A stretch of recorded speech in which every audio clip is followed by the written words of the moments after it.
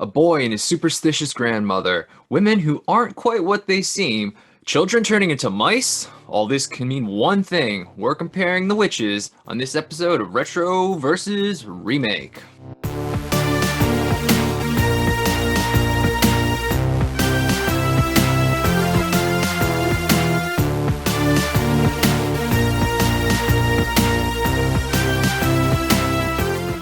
I'm Reggie Parker. And I'm Dan Bulick. Welcome to another episode of Retro versus Remake, the series where we compare movies and their remakes. Join us as we answer the question, should this remake exist? Today's films are The Witches. Starting with the original, which came out in 1990, starring Angelica Houston, Mae Zetterling, Jason Fisher, Charlie Potter, Jane Horrocks, and Rowan Atkinson. Directed by Nicholas Roeg, screenplay by Alan Scott, and music by Stanley Myers. Witches 2020, starring Anne Hathaway, Octavia Spencer, Jazir Kadim Bruno, Cody Lee Eastick, Kristen Chenoweth, Stanley Tucci, and Chris Rock. Directed by Robert Zemeckis, screenplay by Robert Zemeckis, Kenya Barris, and Guillermo del Toro. Music by Alan Silvestri. And both of these films are based on the 1983 Roald Dahl novel. We haven't done Roald Dahl since our first episode, Reggie, when we did Willy Wonka and the Chocolate Factory. Oh, it's been some time with his works. I don't know if there's any other remakes of any of his other writings, but I know we'll there's find. a BFG movie. I don't know if there's like an original though. Yeah, we'll see. Okay, so Reggie, what is your first experience with either film? I didn't even know these movies existed until you said something on the last podcast. Well, that's not fair. I did hear about the remake, right? Because HBO Max has been pushing their streaming service. That was one of the movies that they were like pushing. I was aware of it. Like my wife's kind of into the occult a little bit, so like I've seen Witches of Eastwick and stuff like that, but I have not seen these particular witches. Was not even aware that Roald Dahl had written about witches, but now I know. Nice. You're welcome, by the way. I had seen the original way back in the day, probably when it was on regular HBO. And yeah, I watched it a lot as a kid, the original film. I just remembered that whole thing. It just, I don't know, it just captured my imagination. So I watched it a lot. It was one of the first movies I remember recording with the VCR when I learned how to finally use that stupid thing. So yeah, I have a fondness for the original film just because I do remember watching it when I was so young. And then the remake, I didn't know about. I didn't even know it existed until like one day I was just walking by and then Sam's like watching something. I'm like, that's exactly like this movie, The Witches, that I used to watch when I was a kid. And I was like, oh my God, it is. It's of the remake. Oh, we got to do an episode about this. Hell So yeah. that's why I suggested it last week. So I purposefully stayed away so I would have a fresh set of eyes. Perfect. All right, so these films are very similar, but there are some small differences. We'll get into that, but first, a brief synopsis. After his parents were killed in a car accident, our boy protagonist has to live with his grandmother. She's very kind, gives him mice, and tells him all about witches, how they look, how they act, and how they despise children. She even recalls a time in her life she lost a friend because of a witch. The boy even sees a witch, but luckily was able to get away. The pair eventually decide to stay at a high-class hotel. The boy brings his mice and makes a friend with the always eating Bruno. However, right after the pair arrive, the Grand High Witch and a large group of witches also decide to stay at the hotel.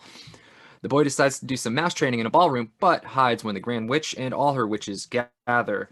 They reveal their true identities, and the Grand High Witch unveils her master plan. She wants to get rid of all children. She will have the witches sell candy infused with a magical potion and sell that to children so that they will turn into mice. Bruno stops by, and all the witches get a demonstration of the potion. Our protagonist is also found and turned into a mouse too. Bruno and the protagonist go to the grandmother, and they plan to stop the Grand High Witch. They get her mouse potion and pour it into soup that's specially made for all the witches. Their plan works, and the witches all turn into mice. Then each movie has their own respective ending. which we will definitely get into. All right. So since these films are very similar, I think the best place to start is the characters, and which better character than a movie called The Witches than our Grand High Witch. In the original film, she's portrayed by Angelica Houston, and she actually has a name, Eva Ernst. And then in the remake, she's portrayed by Anne Hathaway, but she doesn't have a name. You see, girls? He would exterminate those brats. She's just called the Grand High Witch. Um, where do you want to start with these comparisons? Yeah. So we haven't really talked about. Obviously, this is our first character. We didn't talk about sort of the witch descriptions that we get from the grandma and the boy, but I would say that the Grand High Witches in both films sort of embody what each respective character does. So I think a good place to start is basically the look, right? Yeah, I agree. There are some things that are consistent between these two films, and there are some things that are changed. The original is more in line with what Roald Dahl kind of had in mind, which is, let's see, so rules about witches. Witches, they got like claw hands, right? So they have gloves. Their feet look like basically like the toes were cut off. So like they have these like stump feet. Mm-hmm. It's pretty consistent that they have wigs and they get these sores in their heads from their wigs because witches don't have hair. In the original with Angelica Huston, the witches have big noses. So that is a difference.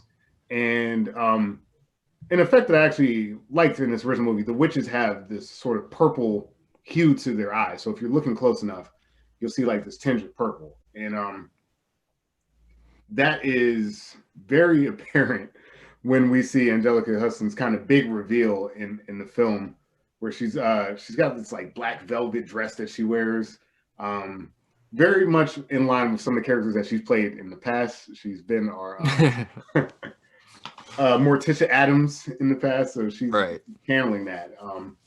And we get to see some really cool effect, and I'm sure that's why, as a kid, you probably enjoyed this. I'll let you kind of take over the aesthetics.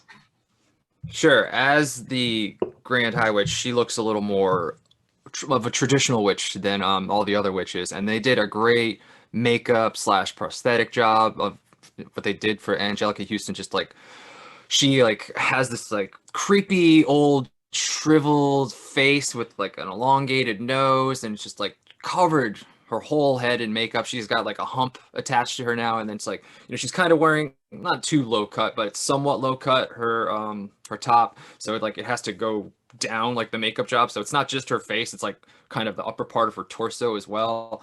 And then her talons are also not like regular flesh color, they're a little bit like I don't know, like a dark kind of pink, really. It's not really like her original flesh tone. She's the witch that's wearing a mask. Every other witch is just wearing the wig, but she has the wig and the mask. So she looks like one of those old like witches from like Hamlet or something, you know, just double toil and trouble. She looks really good, and it's an amazing job. I definitely gotta give a shout out to the Jim Henson production company for what they did, because once again, they just top tier when it comes to like makeup and just like prosthetics and everything. Like I'm a huge Ninja Turtles fan, and you know what they did in that movie to make those turtles in the first film look so good. It's just amazing what they did to her and to make her look like a witch. And this was the last film he worked on before he passed away. He would pass away later that year. Him and Roald Dahl both died when this movie came out, or around the time this movie came out. So just an amazing job. And you know, I'm all about the practical effects, and it's obviously no CGI in this original film, and it just looks amazing. It's just, yeah, that's a witch. That's exactly what a witch should look like. And it's different from the way Anne Hathaway's witch looks, in that she still has talons, but now they CGI'd out pretty much her middle and ring finger, so she only has like her index and pinky, Yeah. And then so she looks like she's always just like rock and roll, man, or And doing something they like do that. Or they just do this like strange clacking with their their fingers, like instead of snaps, it's like this weird like talon clack. I thought that was cool. It's yeah, it's so it's weird and like I don't know if the other witches can do it, but she can also like stretch out her arms a little bit, and they could just keep growing. And sure, witches, why not? The other witches, while they have their toes like stumps there instead of toes, she still has like one toe that's kind of like a claw. So that's a interesting design choice there. But her main feature is like she doesn't take her face off. Like they're all the witches have this where on the sides of their lips, like they're Heath Ledger in The Dark Yeah. Knight. Their mouths open up wider than just where their lips are. It goes beyond almost to their cheeks, so that they can eat the children, I suppose. Um, so that was just an interesting look. I just think it's weird that you have all these women walking around with all the same scars, and like nobody's like, oh, that's weird that all of these women have like a scar here. Um, but yeah, that's pretty much the look. So she still looks very much like Anne Hathaway. I think Mhm. maybe her teeth are a little more like pointed, Yeah, but there's she, yeah, she's almost got this. I don't know how to describe it. Like demonic's not the right word, but like it is sort of like there's something clearly different about her. yeah, There's I just don't like know. this uncanny valley thing going on. I'll just go with shark teeth. It's kind of Yeah, like shark teeth. But she still very much looks like Anne Hathaway, just no wig, or no hair on top of her head, and her mouth's opening up bigger than usual. yeah. Um, so just look wise, I think that's pretty much the two looks of the witches. Did I miss anything? I don't think so. I think you nailed the looks portion of it. I'll say this that both movies pull off this effect that like the Grand High Witch is in a tier of her own. Like we've done all these different effects and makeup for CGI and the other movie for everyone else, but like they do a very good job in both films of making this very specific person look like who's in charge basically. Yeah, we talked about these practical effects, and I think that like it works better for Angelica Houston. Like there's just maybe it's that traditional thing that you're saying. Like she reads as kind of like witchy, right? Like she Mm-hmm. from the moment you see her, you kind of know what you're getting here. Versus like in the remake, they almost have to redefine a witch. I I think part of it is to stay away from different like tropes that could be kind of harmful, like with Mm-hmm. noses and things like that. We'll just leave it at that. And it's a cool kind of remake. Even like her clothes have like the living snake on the robe and stuff like that. Like that Right. that's really cool. But it's just like, what is that? Like, I don't know. I don't know what that is. Um, and it's like, all right, you told me it's a witch, and I'll take that at face value, but it's not what I'm used to seeing. And Angelica Houston has this advantage of like I said before, we've seen her play witchy characters, and she Mhm. she did it again. And I mean, this might be one of her best performances because it's just so striking. Like that makeup job, like her whole Mhm. demeanor and everything like that. Like she really, in my opinion, was like kind of like leaps and bounds above just like visually. Um, Versus, I think Anne Hathaway's character relied a little bit more on like her sort of persona and acting. Like she's taking on this very strange, moving accent. Like it just it's never it's never static, and it's interesting. It's just two different approaches, right? Yeah.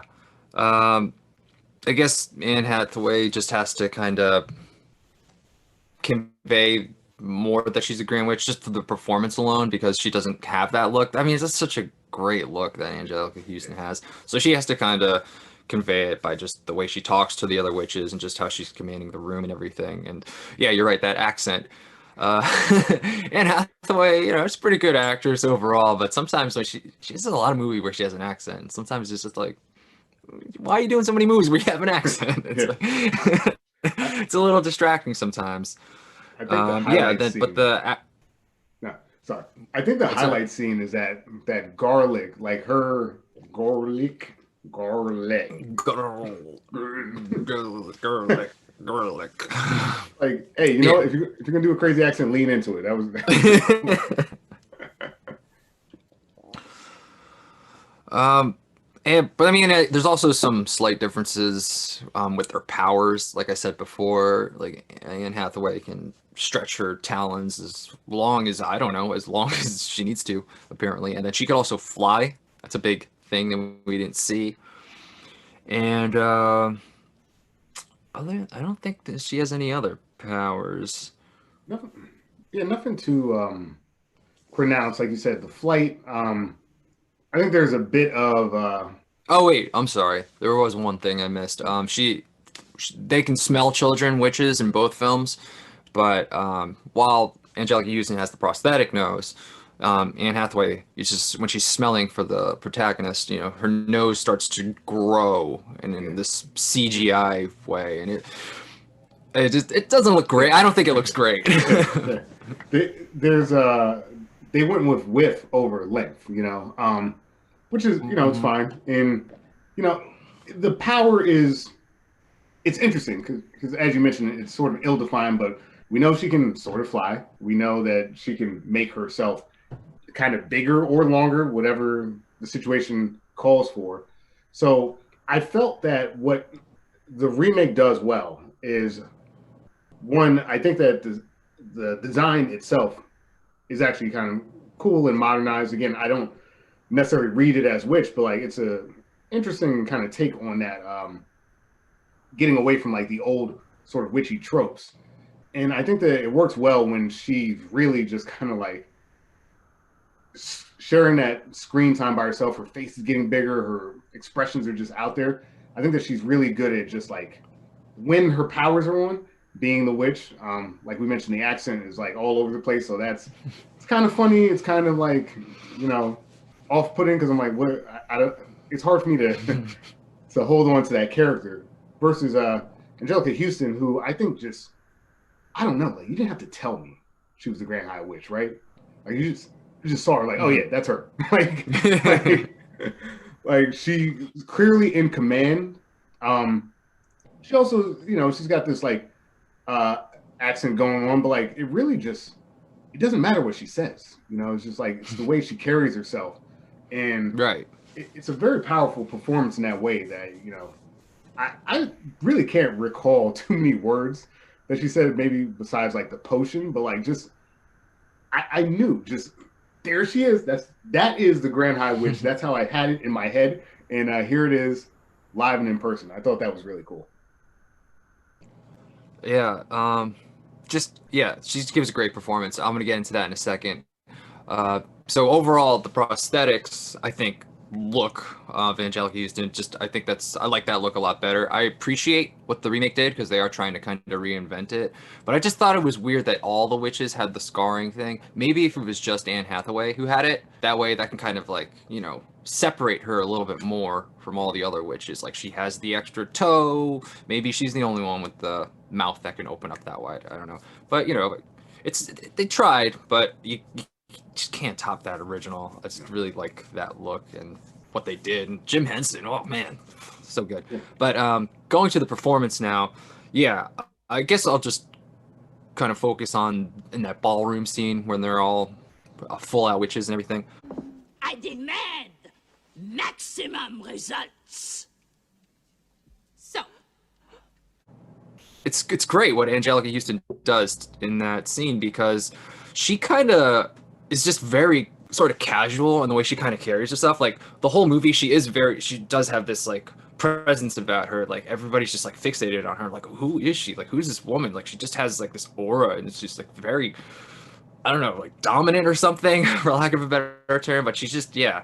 So she just has this pretty dominant attitude pretty much every time she's got the mask on. But then when she takes the mask off, she's a lot more lax. She leans a lot. She's a lot more casual, which Yeah. is such an interesting way to present that witch because like she's in the room and she's got all these witches and she's gonna command it, but she's just kind of like now we have to get the child and it's like she's so I don't know. She's just so relaxing. It's such an interesting take on the Yeah, witches. Instead of just being up there and booming like we're gonna destroy the kids, instead of doing it like that, she just does it so relaxed, and I really like that approach and just the way she carries herself. I'm not sure if it's because the prosthetics were just so much for her; she couldn't really do much, but it worked for me. I really liked what she did in that original film.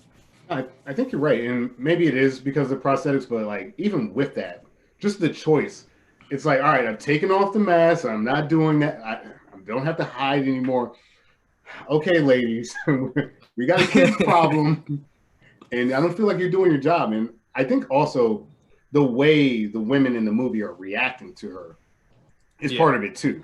You know, I felt like the Anne Hathaway. I really did like the um, the introduction, right? Like the way they all kind of marched in, and they're like Hmm. single file behind her and filing in behind her. Like it was a very, it was one of the stronger scenes in the movie. I thought that like there was just something very striking about like this group of bald women walking in, like almost like marching in, really, uh, Right. like like an army, really. And that was cool, right? Like that was cool. But like there was something about like when Angelica Houston said something, people would like cower and they would, you know, they would really Hmm. they were really afraid of her, which was to your point, a cool juxtaposition to like this like, wait, who's talking? Are you talking? Zap. Yeah. What the fuck up back there? I'm busy. I just thought that there, you know, look, the visual CGI advantage, sure, there's over there, but like you mentioned, that practical effect, like you know, you're not looking at something fake. You know that time and effort went into that. You know that like that. Henson, like you mentioned, just at his best. Uh, it reminded me, as it should, of like the labyrinth and stuff like that. It was just like, look at this Mm. cool Yeah. visual effect, and even the way they work the camera with Hmm. the Right. prosthetics. You know, when people are becoming small, for instance, like the camera angles are interesting. They Hmm. really zoom into Angelica Right. Houston's prosthetics as she talks, and it captures you. It's a very, like I said, striking is kind of the word that draws me there. Even when it feels like Angelica's not doing that much. I don't know. Like you said, dominance, command. They're just it. Hmm. Like I said, she feels like she's the person in charge. She's got this air of mystery. Everyone in the hotel is like, "Who is this person?" And it's not like I said before. It's not about what she's saying. It's about what she's doing. And I think that's the Hmm. big plus in that first movie. Yeah, I think you brought up a good point. Just the craziness, the frenzy that the other witches were in that original film. They do have a lot of like camera shots of the other witches' reactions, especially during her speech. I don't feel like they really did that a lot in the remake. I feel like it was mostly focused on Anne Hathaway, but like in the original film, like when that person's like, "How are we gonna kill all the kids?" and then you just see all the witches like, oh shit, something's gonna happen," and then they're all getting like all giddy, like she's gonna do it, she's gonna do the thing, and just seeing their reactions, and yeah, it's those close zooms that are kind of like horror movie, kind of like Right. weird angles from like B horror movies and stuff like that. So it's like really like in their face, and you get to see like the disgusting like teeth and all that stuff. Yes. Very long.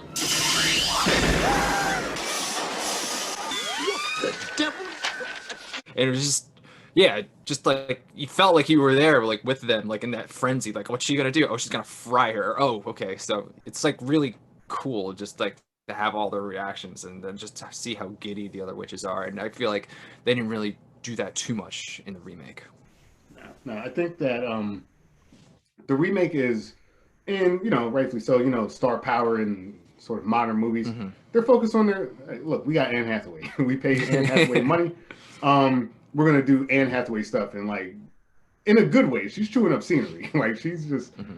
she's dove into whatever this is. And like I said, I can't quite put my finger on what that is supposed to be, but like whatever she was doing, it was working. But again, this original film, they put their money behind. Excuse me, they put their mouth where their money was, which was the prosthetics, which was that they had Right. to, you know, they had to work on like how something needs to be shot with this type of makeup, how you can make things look dynamic even when they're not. So we're talking about kind of like movie making, right? Like that's that's ultimately when you go that route with prosthetics, puppets, and all that stuff. Like you gotta do some tricks. You gotta really like uh dive in, and we're not at this point in the conversation, but there's also more depth of some of the characters that aren't in that room, Mhm. that actually add to some of the tension. Like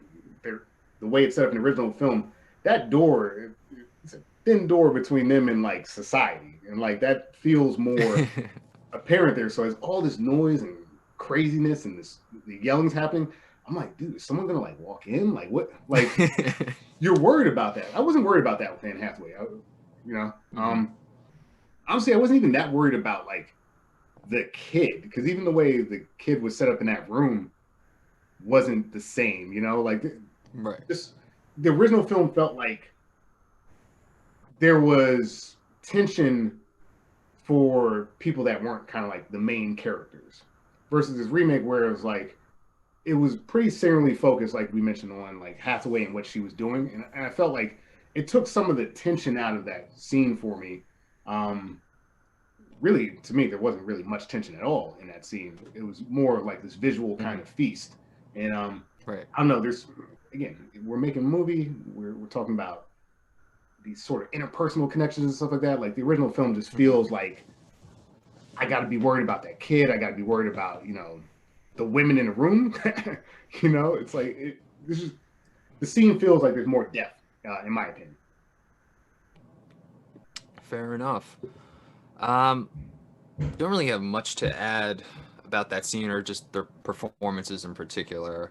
I do want to just say, like, applaud the makeup job again. Like, there's just one scene in the original film where like Angelica Houston's in her room and then she's gonna take her face off, and then there's somebody at the door. So like she's holding up a face mask. You can clearly see it's a mask, and then like the camera in like one shot like pans around and like comes back to her, and then she's just like putting on her like real face. It was just a really quick cut, and I rewound that because I was like, wait, that was all in one take, or just edited to make it look like it was one cut. It was really clever. Reminded me of like the In-Laws, like when it's like, wait, did he just jump on that car in one shot? So, yeah, just some creative editing, and just I love the practical effects. Angelica Houston's performance is great. Anne Hathaway, I thought she did a pretty good job, but just what we had in that original film just to recreate that, or it's tough. It's tough, Yeah, tough to follow up. it was smart to not try to do it the same way, but at the same time, it's Yeah. like that's just big shoes to fill, right? Like Hmm. we're talking about Angelica Houston, like that, a whole generation's worth of like characters and stuff like that. Like she just embodied that witchy sort of demeanor, this kind of like mysterious, tall, like slim, like this. Again, it was a whole look, it was a whole vibe, and the remake makes its own choices, and I think that some of those choices work. But they're kind of behind eight ball because the original did that scene so well. Hmm. So I thought the kind of living snake robe thing was a nice touch, but Hmm. you know, you didn't even have to do that, right? In the original, she just had to wear like a dress. She just had to take off a mask. Like it was more compelling than like a flying, long armed creature, right? Like it's just like her just being herself was Hmm. like, all right, well, what's about to happen next, right?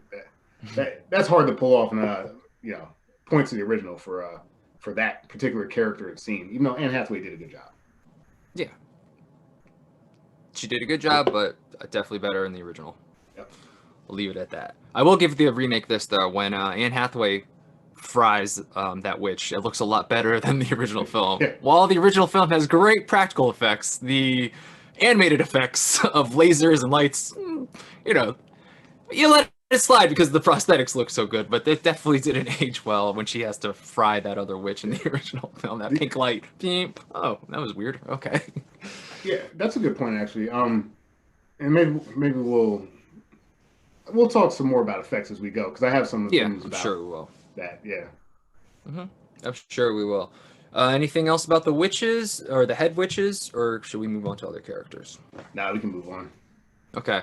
I kind of paired the boy and the grandmother together because I really feel like you can't talk about one without talking about the other.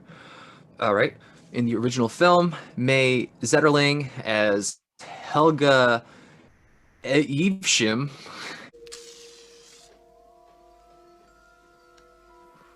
Real witches are quite bold. Although, of course, they wear wigs. And Jason Fisher as Luke Evesham. You said it was an accident. A very unpleasant accident. And then in the remake, we have Octavia Spencer as just the grandmother, no name. You'll be comfy here in your mama's old room. I'd do anything for her to be here right now. And then Jazir Kadim Bruno as Hero Boy. He also has no name. So we have two unnamed protagonists. But we also have Chris Rock as a narrator. My story begins when I was a young boy. Yes. Yeah, we can get into that. But let's just focus on the in-flesh actors, not the voiceover actor yet. Sure. Okay, so I'm gonna start with the grandma. I'm gonna start with the original film grandma. Okay. We're introduced to her, to Helga. The first thing grandma is doing, that we see her doing, is just telling Luke about witches for no reason at all. Hey, guess what, grandson? There's a bunch of witches out there. This is what they look like, and they hate you and they want to kill you. And this is like right before you're supposed to go to bed or something. She's just telling him random shit about witches. And, you know, I get it. It's called The Witches, but is that really how we want to start? This old lady just sounding crazy, talking about witches? I thought the start was odd as well. Like I'm sitting there and I'm like, what is this like kind of like scaremongering like story? Why is it being told? There's elements when the parents are like, why are you telling, like, seriously, why are you telling this story? like what? And honestly, like I'm not gonna lie, because I don't have the same sort of nostalgia factor that I think you did. I was just like, wait a minute, I don't get why this is happening. So it took me a little bit of time to get into the movie. I thought that the story that she told, like kind of about her experience with witches, was when I was like, okay, we're pulling this back in, but this disembodied voice, and then like coming into like this, you know, little nerdy kind of glasses kid, bespectacled kid, listening to this all like crazy recounting of like, and you can't trust a witch, and don't, you know, like don't get caught after midnight if a witch ate. I'm just like, yeah, if you clean yourself, it's even worse, because then they can really smell boy, and they think you smell like dog droppings. And right, that part, right? Like, why droppings? Like, it made it hard for me to and I think I struggled with this with both films. It made it hard for me to figure out like who it was for. You know, like, was this for kids? Was it for adults? Like, I was a little confused about the content and its intended audience.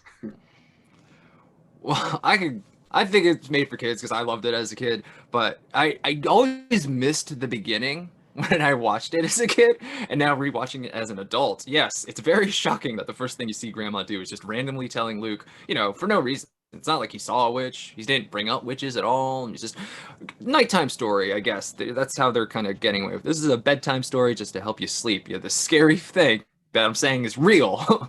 This is a real thing you need to worry about now. Don't take or candy from strangers, and watch out, there's witches. It's like, Jesus, Grandma, just laying it on a little thick there. So I just wanted to talk about her introduction because it is bizarre. She kind of hits this witch thing in the beginning, and then she just kind of stays there the rest of the movie. I mean, when your grandmother pulls out her stump from like, yeah, witch took my pinky. That's I'm right. like, I forgot about that. whoa. You see this? It was from a witch. That's why I don't have a finger. Oh, it's like, damn, Grandma. I'm like 10. Can you ease up a little bit? It's interesting because she kind of gets this background that we don't quite see in the remake. She's kind of like already has some like witch hunting experience, I guess. Like in the remake or in the original, right? Like, or I don't know. Like, clearly, I don't want to say that she's a witch hunter, but I mean, she's encountered witches, and she's lost some skin in that game. You know, outside she lost of a friend. She talked Yeah, she talks about the friend who gets in the painting in the original film, and the remake, it's a friend who turns into a chicken. Yeah. I, and I know we haven't introduced Octavia Spencer yet. I don't want to jump Hmm. too far in, but like, I thought the painting story was when it started to get compelling for me because the Hmm. bedtime story was not compelling for me. It was confusing, and I was like, I like you said, why am I why am I hearing this? But like that painting story, and I think this is a difference between these two films. Gave me this sense of mystery, right? Like, were they actually? Is she actually in the painting? Are these guys just seeing it? Because they would always say they never saw her friend that went missing and ended up in a painting.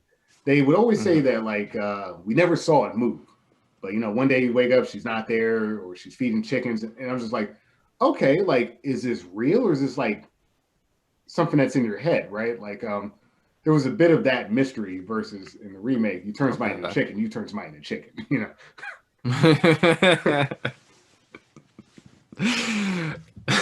Fair enough. Um, I mean, that's all I have to say about the grandmother in the original because she just is Because just kind of because this. she's a one note Yeah, character, man. yeah, pretty much. She just talks about witches, and then that's where she is. And then we have, Jason Fisher as Luke. Um, I don't really know what to say. I don't want to be too cruel because I know he's a child actor, but I don't think he was that great his performance. Especially like when he would like cry out for grandma, like for help, like, grandma, grandma. It's just it wasn't great. No, It was an okay performance, I guess, overall.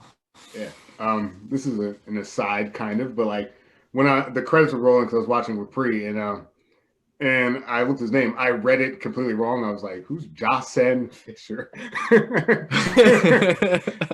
She was like, really calling me an idiot, which is fair because it was a dumb thing to say. But I was like, well, it's spelled a little different, and that really was the highlight of Jason or Jocelyn Fisher for me. I mean, visually, like I don't know, like I didn't, like I said, not trying to be cruel about the child actor. I didn't really like his look. He didn't feel like, Hmm. you know, he kind of looked like an extra from like the Little Giants, and he never really rose to, Little never Giants, nice. rose. Yeah, thank you. He never really rose to the that hero feeling for me. He just kind of felt like Right. he was Yeah. there, you know. Hmm. Yeah. Even when he was doing the stuff at the end to, to get the witches, give the witches their comeuppance, it still never felt like, he was leading the charge, but I don't know. I just never fully bought in that this is our hero and that he's doing it. He's getting it done. I don't know. Something about him. Maybe just this performance. I just couldn't. I don't know. I couldn't buy it. Yeah, yeah. I would say this is uh this is the weak point of the original, which is crazy to say, but like Hmm. the two main protagonists are Yes. kind of the weakest characters in the film, and Hmm. because like the grandma, like she's competent when it comes to like talking about witches, but then the moment Right. she's like feckless. Oh, I can't. The knitting got too far. What do I do? Oh no! And it's just like Hmm. somebody's got to be taking the reins here. Hmm. I guess Jason got a little bit better as he became, which we'll talk about, as he became a mouse. But He was better as a mouse than a boy for sure.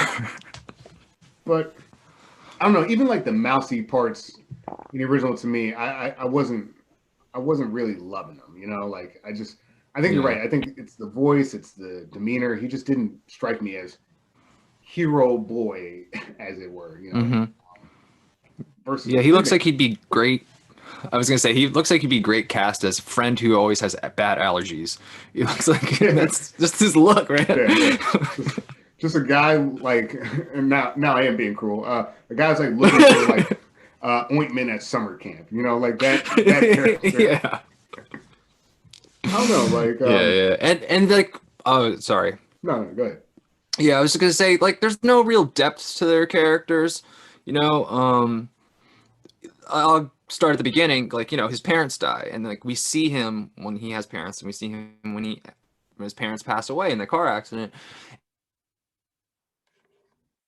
and at all. Like my parents both just died, and he's like, "It's okay. I got grandma." It's pretty. He like shrugs it off. So it's like, man, it's like I get it's a kids film, and we don't want to go into how dark it is that your parents could have died, but can I get something? I mean, I'm not getting any type of mourning from this kid, or just like sadness. I kind of get a frown, a frown. It's it's true. Like, and part of the reason I even like recall that is because of how well they do it in the remake. Like, Right, right. there's nothing there, right? You're right. There's no difference between your parents being alive or your parents being dead. There's no Hmm. difference between you being in danger or you being safe. Like, there's just Right, these very 2D, like, there's no depth to these characters. And right.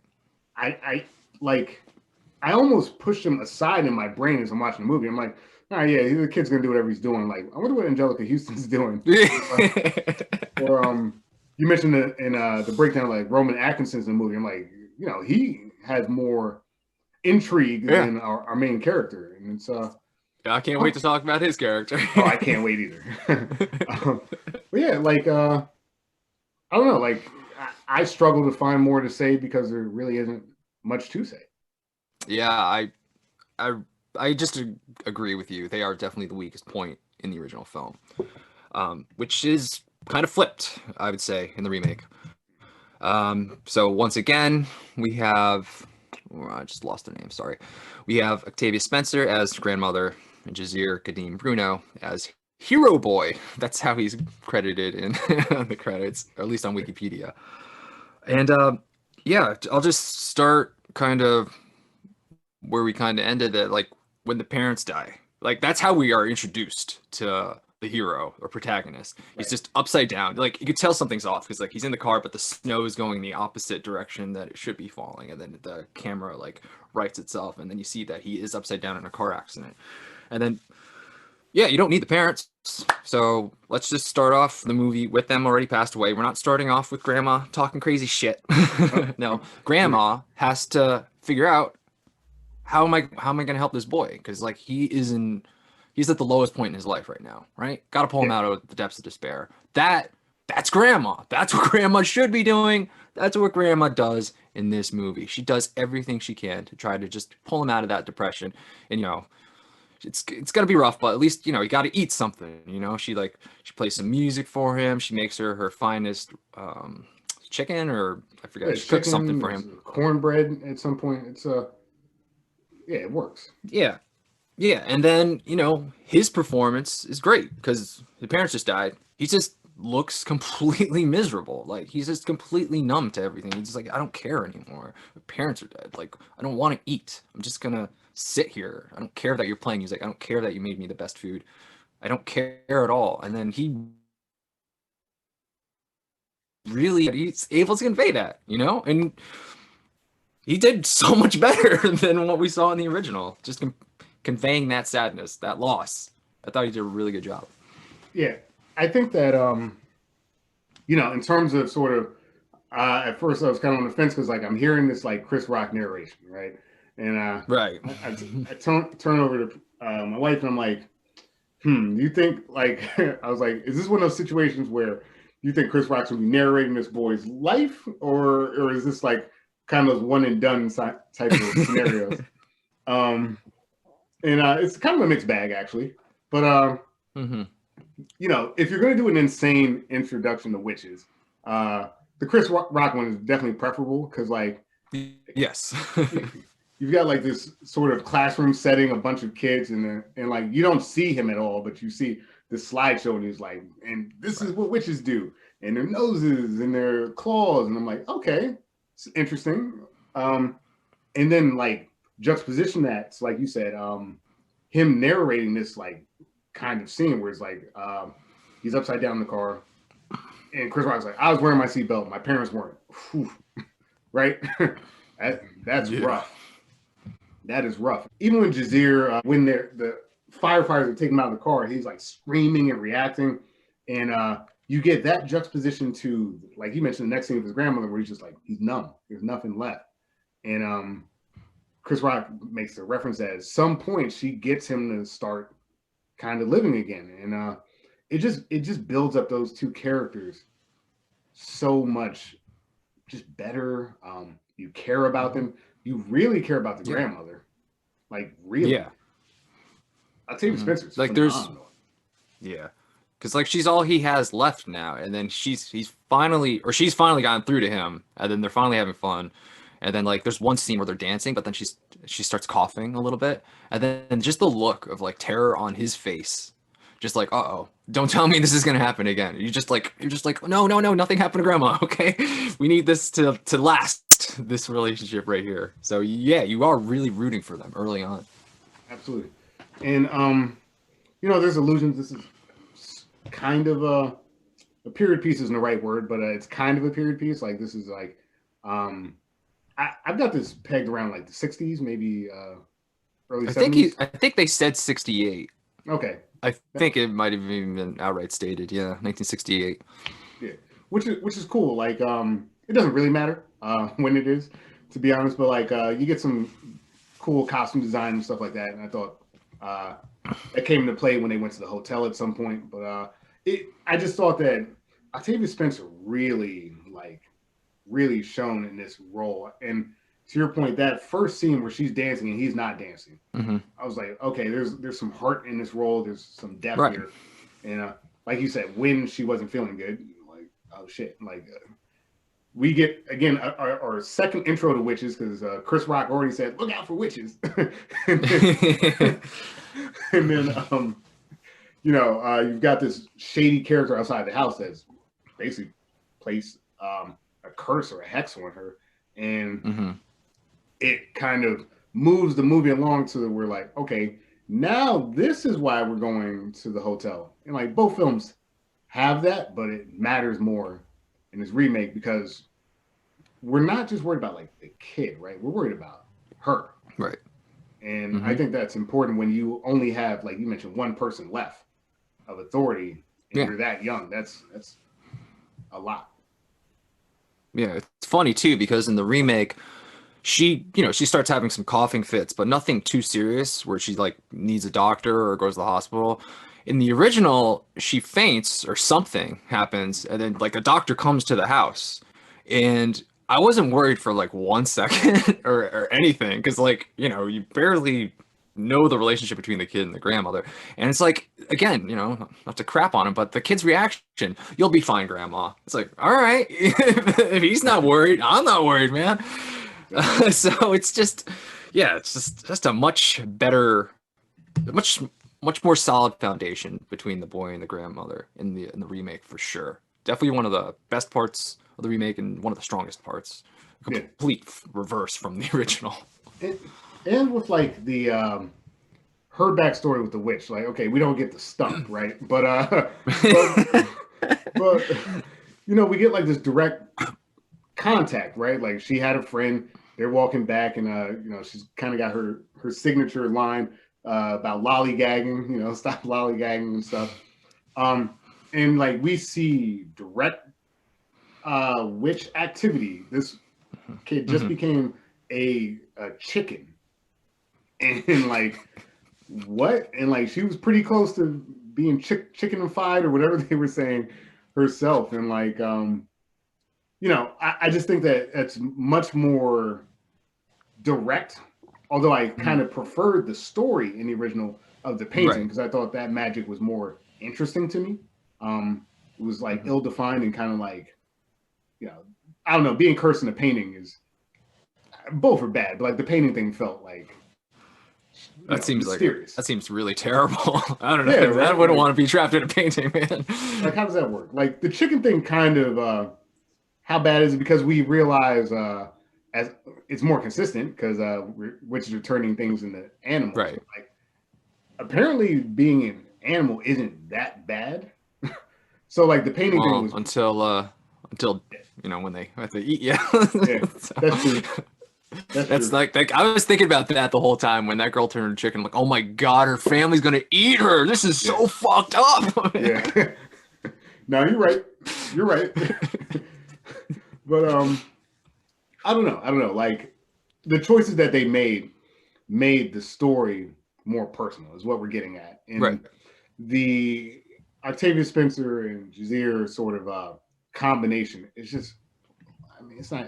We're not even in competition. Like they're leaps and bounds better than Jason Fisher and was it in Mai's character. We just are like I don't even have to points. Points, you know. I will say you're definitely right with that it's a more direct connection because not only, does she physically see like her friend turning into a chicken, but you also see the witch. You see Anne Hathaway's witch back then. You don't see Angelica Houston's witch back in the flashback. You just see some random. So there's no direct connection between those two. It's implied like over the years of I've seen you. It's like, well, we didn't see that shit, so I don't know what you're fucking talking about. But we have seen Anne Hathaway looking at a young Octavia. I think that's a great point because you've got this double benefit of the grandmother having direct contact, having a close friend, taking it back to being a kid, right? The grandmother is young. So, like, clearly witches do go after children. She's had direct experience with that. And it's the witch that we're going to see later. Which gives this legacy. Like, she looks the same age. We've seen her powers in action. We've seen that the grandmother really can't do anything about it. Look, it's like pro wrestling. Like, the heel just got their bump from the the baby face, right? So, no, it's a smarter sequence. Like I said, I, in theory, prefer the painting just because I thought it was a cooler story. But like in execution, come on, man, it's a remake. Yeah, absolutely. I'm just gonna mention one other thing. We talked about how the grandmother in the original was the one like telling her grandson about witches, like just right off the bat. At least in the remake, Jazir's like, I saw something really weird at the grocery store, Grandma, and then she's like, okay, I'm gonna show you some weird shit in this room right now, and I'm just gonna lay a whole world of weird on you, But she waited. Voodoo priestess. That Chris Rock narration, yeah. So they established that solid foundation of a relationship between boy and grandmother, and then something weird happens to him. Now I'm gonna tell you about witches, because now it's relevant because you have encountered a witch. You should know about witches, not hey. Want to know about witches? Because I need to tell somebody about this weird shit I know for no reason. So the way they did things for those characters, it just makes a lot more sense in the remake. Yeah, like that. The scene where the witch, to your point, in a not department store, the sort of like local shop, grocer or whatever. Yeah, whatever. Yeah, whatever. The the witch that's offering him candy and like the snake comes alive and stuff like that. That's cool. The original is more true to the kind of source material. He's in his tree house and a witch comes. But like, the source material isn't that important when it comes to like telling the story. So like the remake, that compelling, weaving that into the narration of finding out about the grandmother's past and her own sort of somewhat magical ability. Yeah, just come on. It's better. I mean, it's significantly better because you made me care about the characters so fast because he's lost everything. He's finally like opened himself to connect with somebody, and then, like I said, there's a solid foundation for these characters in the remake. So when he sees that witch in that convenience store, this is after like he's already reconnected with his grandma and everything. So it's like you're worried about him. You're like, no, don't get tricked by that snake lady. Get out of there. And you don't really care about the boy in the treehouse in the original because like he's just terrible actor. Grandma. It's like, shut up. Oh God, it's so bad. It's pretty rough. Not gonna lie. So, yeah, it's just one set of protagonists are likable and act very well. We've seen them act in different things, like especially Octavia Spencer, and usually when Octavia Spencer's in something, it's not bad. I'm not as familiar with Jason Fisher's works. I'm not as familiar with the other actors. Like, look, serviceable, but serviceable is not good. This is where the remake starts kind of making its inroads, and these were smart casting choices. Yeah, I'm also not gonna just shit on the actors. I know there's probably some screenplay issues. Like that's not how you start a movie. You don't start the movie with the grandma just telling a random story about witches. So Mhm. I'm sure the actors did what they could, and sometimes just the script wasn't there. Sure. Anything else about these characters? Oh, I guess I'll just talk a little bit about Chris Rock. You kind of talked about him. Yes, definitely a much better way to introduce us to the world of witches by having Chris Rock kind of do this fun narration over a slideshow. Yeah, that does lead to us doing voiceovers for some of the movie, which we we were like Right. voiceovers, but it's not. I don't feel like there's too many instances of voiceovers. Like I really didn't notice it after a while, and it didn't really bother me. And I think it sort of tricked me when it came to the ending, which we'll Hmm. get into, because like it's like, oh, everything's gonna be fine because you could hear him talking. He's talking about when he was a child. So I saw the original, and the boy came back to human. So I'm pretty sure that's where we're going. And I was tricked. You tricked me, movie, by having the Chris Rock do the narration. So overall, I think it's a positive just because it's the best way we could have gotten introduced to witches, I, and it doesn't get too heavy-handed throughout the film. yeah, I think the way that they weave it in, it works really well. Like I was, like you said, I'm always skeptical at voiceover work. Right. Initially, it felt appropriate when they chose to use the Chris Rock voice. It definitely didn't feel overdone, and it did pay off in the end. To your point, so um, look, if you're gonna do a movie, in the modern era, get your star power up, right? Like Anne Hathaway, Chris Hmm. Rock, get those names on the billing so that people will see your film. I'm not going to Right. begrudge somebody from picking a narrator that's popular, right? Like if Right. Morgan Freeman's narrating something, you're not like, well, why'd they do that? Like you know why they did it. So no, and Yeah. it actually worked. It actually worked to tell the story that they told. Right. Yeah. I mean, to your point about star power, like I wasn't watching the movie, but like I could hear parts of it when my wife was watching it, and then like hearing Chris Rock, I was like, Chris Rock's playing the main character. I'm a little more intrigued. So yeah, star power does work. Yep, yep, 100%. So All right. Should we move on to the other characters? yeah, let's do it. All right. So, he's in both movies. I said he's the only protagonist with the same name in both movies. He kind of has a small part, so I don't know if there's much to discuss. But we're going to talk about Bruno Jenkins, portrayed by Charlie Potter in the original, and by Cody Lee Eastick in the remake. Our overeating boy. Yeah, I don't really know what to do with this comparison because he really has a small role and he's pretty much the same. Just give me food.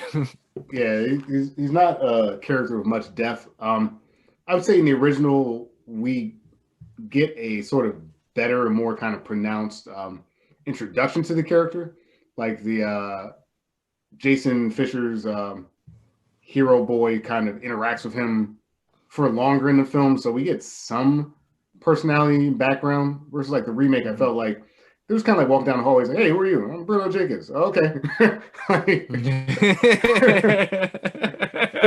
I'm Bruno. I'm important later. yeah, yeah. You see, I'm eating, I'm eating food.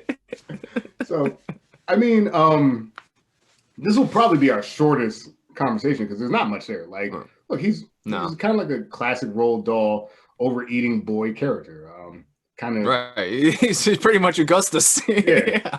yeah, this like Germanic, sort of chubby boy in like a rich boy's clothing. I'm sure Roald Dahl has some sort of commentary about like the wealthy and their like soft clothing. But look, he's there to be the guy that like, hey, bro, this isn't the time to eat, and he's there to give us a connection to like really just his parents who aren't that important either. But like, it's just like the first kid you see get affected by Right, right. this witch, so that we know what the stakes are for our hero. Yeah, pretty much. He doesn't really do anything once he's a mouse either. No. Yeah, especially in the original. I don't really do shit. He just eats. In the remake, at least he gets a little bit of a more active role, but we'll talk about that when we talk about the endings. I'll say this though, he did a fine job, but my favorite part about Bruno in the original is his parents. Yes. So maybe we could talk about his parents, especially his dad. It's like his dad is great. Bruno's parents in the original, played by Bill Patterson, who's Mr. Jenkins, and then Brenda Beth Bethan Bethin I can't say her name. Yeah. Brenda Blithin as Mrs. Jenkins, Bruno's mom. And they're just great. I mean, Mr. Jenkins is just great.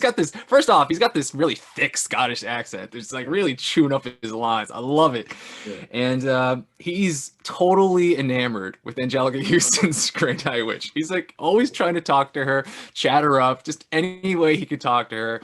And then always behind him, just giving him the death stares, his wife. And it's just such a fucking funny dynamic that the two of them have. I love it. I love it so much.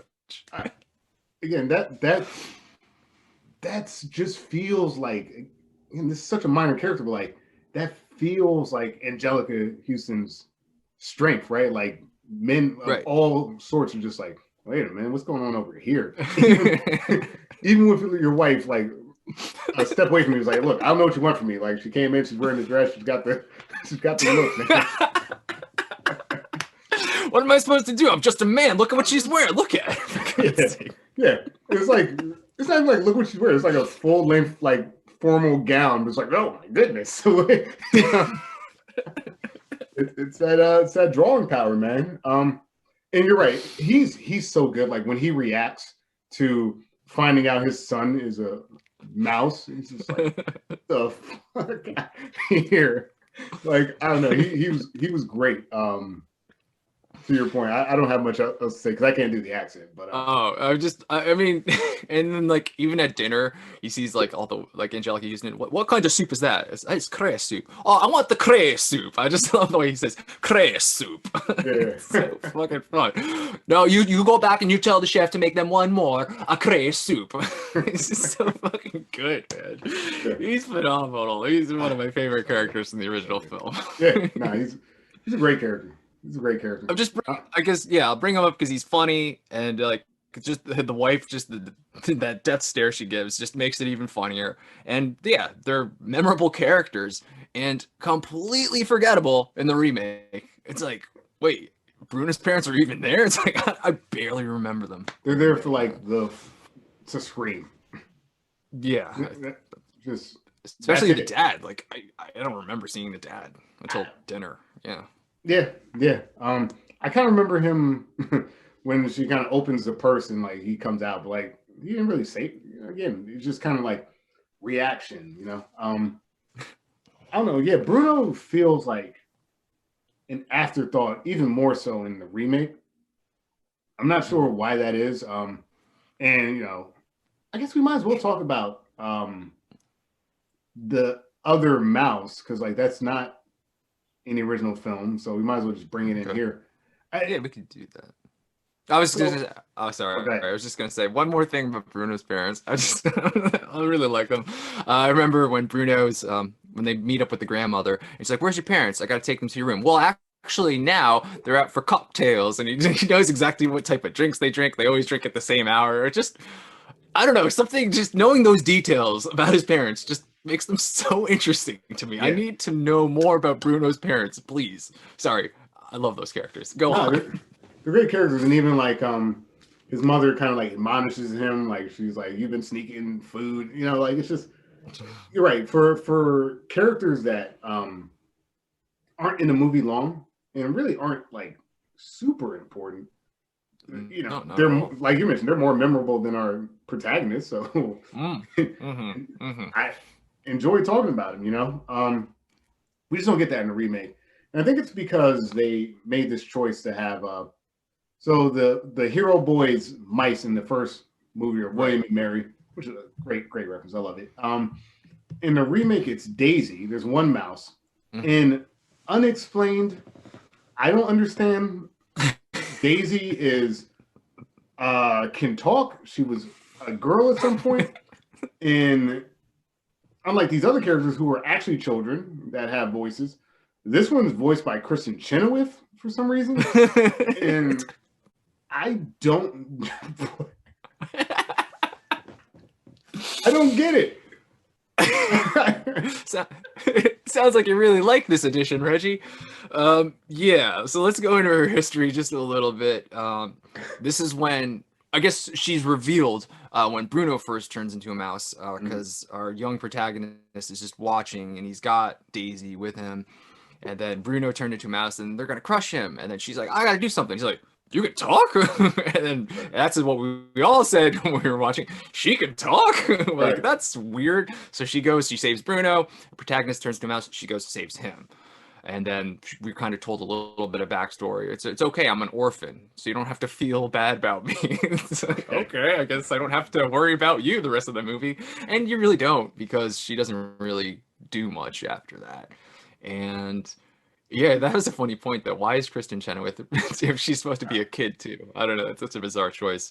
Well, Um, talking about the ending, like because of how the first one ends, I'm like, well, how are they going to address this? And great things they didn't have to. So, like I said, I mean, don't worry about it. I just thought it was again. I'm going through it in my head, and it's just so weird because you've got two young kids who we saw Right. being kids, and we saw Mhm. become mice. We Right. didn't see this orphan Daisy, and Which is she's really voiced Mary. right, right, and she's not voiced by a child. Um, she's voiced kind of like the same way Chris Rock is, and that was confusing. Mhm. Never gets cleared up, and I think the only reason to have it there is so that like if you're like a young girl watching the movie, you might have a character Exactly. you can rally behind. But like, it's a throw-in shoehorn character that Mhm. actually by even doing it was like who's that for? Like really, what like is that really like something for like a small child to draw and like I want to be like Daisy or Mary or whatever? Like I just you never made her a person. Yeah. She's So only been a mouse, and she only stays a mouse. So yeah, we don't. like if you like somebody like I know it's not maybe age appropriate, but like the grandma's pretty cool. Like she's a woman. That's something. And it's like Kristen Chenoweth's not even a little girl either. So what? I, I was confused. But you know what? I kind of like that I was confused. As much as I'm kind of shitting on the choice, I'm like, you know what? Don't explain it. Like this is a weird thing to put in your movie, but I'm with it. So I just wanted to bring her up because there's no other place to insert this Yeah. character. Oh yeah, absolutely. I mean, um, she's just yeah, just a weird choice. I think you're right. I think they did add her just so like little girls can like, oh yeah, okay, that one's a girl mouse, so I'll root for that one, I guess. But like, she is so shoehorned in and just doesn't really do anything until the ending again. But I feel like you could have just done it with the protagonist and Bruno. You didn't really need a third mouse to tag along. And then like her backstory is just so easily put together. Like I'm just an orphan, so yeah, you don't have to find my parents or anything. Don't worry about it. Don't worry about me ever. I'm good. Yeah. It just felt so lazy, and it's like, well, if you really wanted to, you could just easily make the protagonist a little girl. Like you didn't have to be a little boy. Could have easily been a little girl, and then you got Bruno still. So then little boys can relate to that one, little girls can relate to little girl protagonist. Like if you really wanted like that Yeah. balancer to draw in like more girls, I don't know, but it was just yeah, I think it was just poor planning overall. And then like the whole thing, like they addressed it in the movie very poorly, but like I didn't say anything because I knew better. I didn't want to get caught. Like I didn't want to be found out because every time I try to talk, like people like get freaked out. It's like even after you heard her the grandmother explaining that their witches are real and then they could do all these things and they like you heard she told the story about how her friend turned to a chicken. Like she could have been like, holy shit, I'm a person too. And Yeah. she could have easily just spoke then, but for some reason she's like, I knew better. It's like that seems like lazy writing to not be talking. Yeah. It was lazy writing because there's so many like on ramps for that conversation, like whether it was at the convenience store with Mhm. actual magic. You know, you're right. It didn't make any sense. I don't know why they did it. I pretty much just compartmentalize it in my head to just say like we mentioned, this is like a marketing thing. This is so that like there's something for everybody, quote unquote, you know. Hmm. But it didn't really work. And the character, I mean, okay, there's some bravery here and there, but like, so what? Like, who are you? What? Yeah. Why are you here? Yeah. You grab somebody by the tail and you ran. Like, why are there three of them? Why? It just there was not enough of an addition for that character to make sense. And Right. I hate to be like this, but the casting choice of Chenoweth is just confusing. Not that Yeah. you can't voice act, but it's just like, why is she voice acting this small child? Like, Hmm. I Yeah. would have liked That's a her as good point. like oh sorry. I would have liked her as like the witch's assistant type character that we saw in like the original. That would have been kind of Mm. cool. Yep. Yeah, Oh, that makes more sense. But for some reason, they cast an adult woman as a yeah. child mouse, Yeah. and that mouse doesn't. Again, just kind of like the grandma in the original. Once she hits there, then she kind of just stays there. I'm just a talking random mouse. Okay, Yeah. great. Welcome to the team. I guess you're not gonna have any character development the rest of the film. Okay, just letting you know that. Yeah, it's a strange choice, but it's a choice that they made. It's a choice that they made. I mean, no, she's not a terrible character. No. She's just an overall unnecessary addition because the movie is gonna move forward with or without an extra mouse, you know? Right, And right. she didn't bring anything really. So it's like she had more of a connection to the Grand High Witch or something, or I don't know, just gave them some insight, some information that they never knew before. Maybe would have been worth it, but she doesn't really do anything to help progress the plans or give them ideas. You know, it's all the little protagonist who has all the ideas, and he's the one executing them for the most part. So yeah, And she's just there. he's very the protagonist as much as he's not as good in the original, like he's still very proficient, right? Like once both of these Hmm. characters sort of put their mind to something, they get it done. So it wasn't even like Daisy didn't like punch it up or anything. Like she wasn't like, hey, you gotta be brave, you know, like just like Right. I say Bruno, and now I'm second in command, basically third, really, because the grandma is, you know, a true leader. So I mean, we're saying all that to say that the Brunos are pretty much irrelevant, but because of the added factor of getting Bruno's parents in the original, even with all this additional mousery and all this other stuff in CGI, the original kicks this is ass with the parents. So I'll take those additional kind of character traits over this Hmm. random Chenoweth mouse creation. Like it just Hmm. didn't bring enough to the show. Agreed. Agreed. Shall we move on to another character?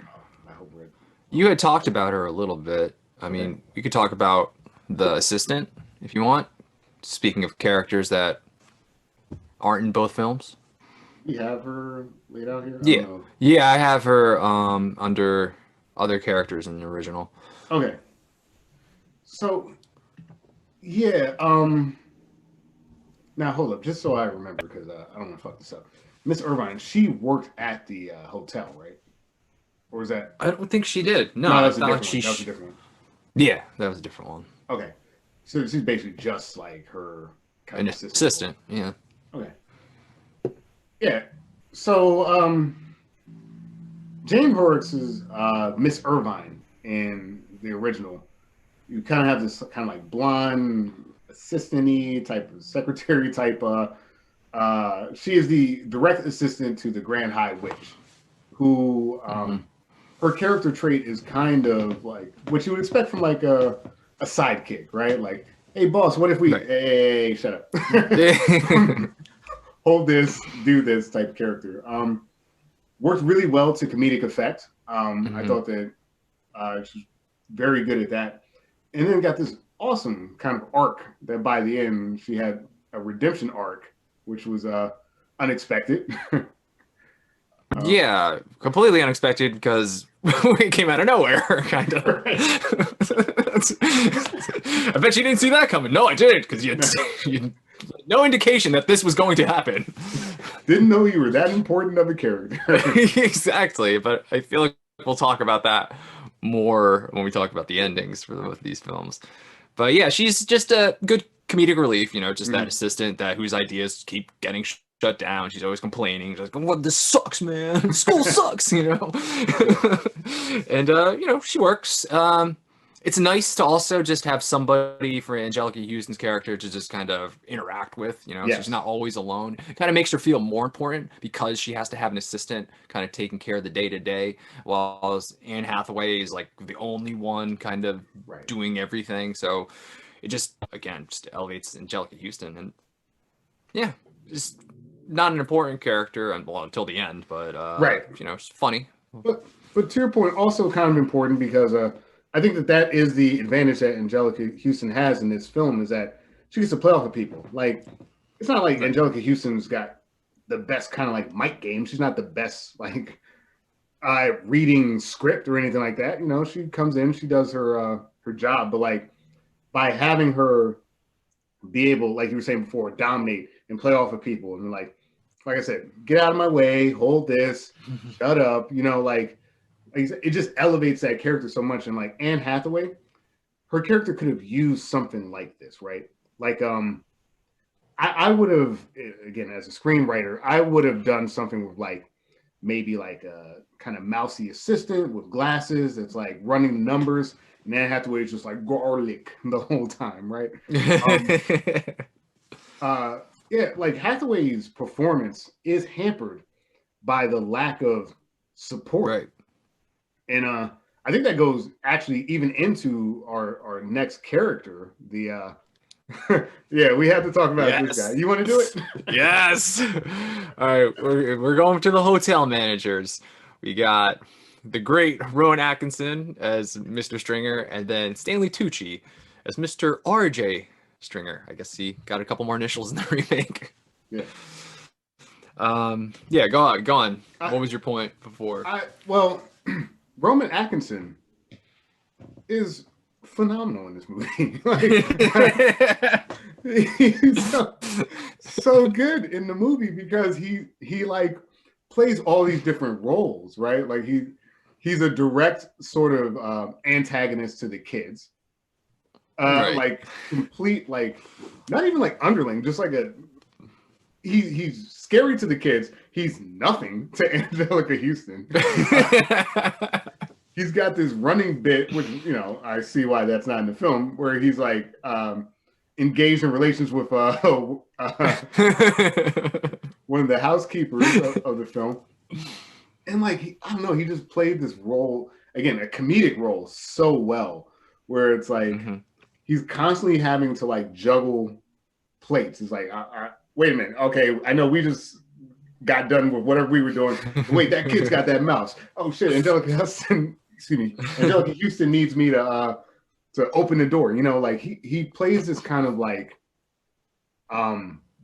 busy, overwhelmed character really well. And again, his sort of manic response to everything elevates everybody, right? Like he made the kid more important because now the mouse is important. The mice aren't important, but Rowan Atkinson made them important. And he's foreshadowing. So like if people may or may not turn into mice, we know that we got somebody that has a direct beef with that. And like again, the way Angelica Houston plays off him, he just like he's this kind of he's an alpha. Like I said, he's an alpha in this situation. He's a beta completely when the Grand High Witch comes into play, and it's great, dude. It is a fantastic performance. Just one little thing though, are you saying Roman or Rowan? I'm probably saying Roman, and all right, just be careful in the future. I mean, it sounds close enough. I think you can get away with it. Yeah. But just just letting you know. No worries. Yeah, overall, you brought up. Actually, you did bring up a great point. You get to see him being like that kind of that villain with like the dark face. Like, what are these mice doing in my hotel? Just picking on the little kid, and then just becoming like a sniveling little coward when Angelica Houston like demands anything. He's like, okay, yes, we'll do that, and yeah, he really has a nice range in this movie of what he gets to do. And you know, the guy who played Mr. Bean, who didn't fucking talk at all, it's great to see him like really be able to act here. And I love that little side relationship he has with the maid at the hotel. He's like, well, what if it was her? No, it wasn't with her. I was with her all afternoon. I saw her earlier. And then she puts on the fucking thing, and then he's like going to kiss her neck, and she's got a little fur there, and he's like, ooh, the look of disgust on his face when he discovers that patch of fur. It's like, ew, I gotta go. I got Mr. Bean things to do over here. So it's great, and he like he can turn it on like that. Like there's the scene at the end where they're all the employees are killing all the mice, and he's like, go nuts. He's like just like with the little hacksaw or whatever that thing is. He's chopping up mice, right? And then like the grandmother's like, "Excuse me, what's up, man?" He's like, "Oh yes, how may I help you, ma'am?" Like nothing's happening. I am here to help you out.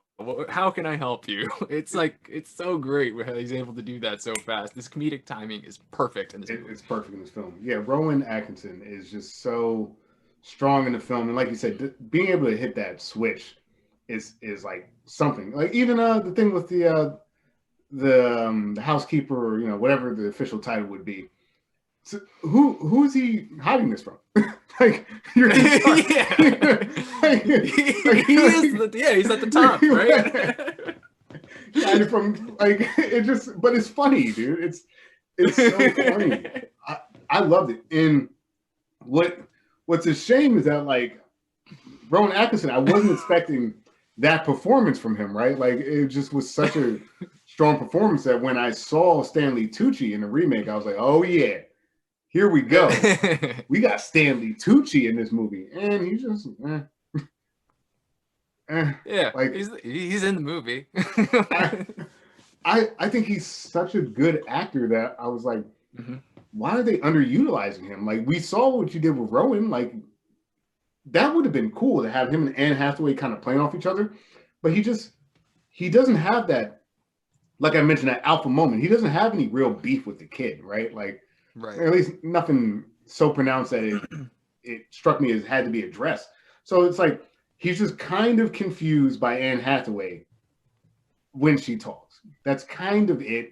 And they have a back and forth about garlic. I'm sure he does other things in the movie, but I really struggle to remember them. And I just didn't have that problem. He brought I was gonna say he brought the cage for the cat, and then she was like, it was a funny beat. She's about to tell him off. How dare you? And then as soon as like she's like ready to tell him off, like the cat just hops right in. She's like, you traitor. And it's like I was like, that's a funny beat.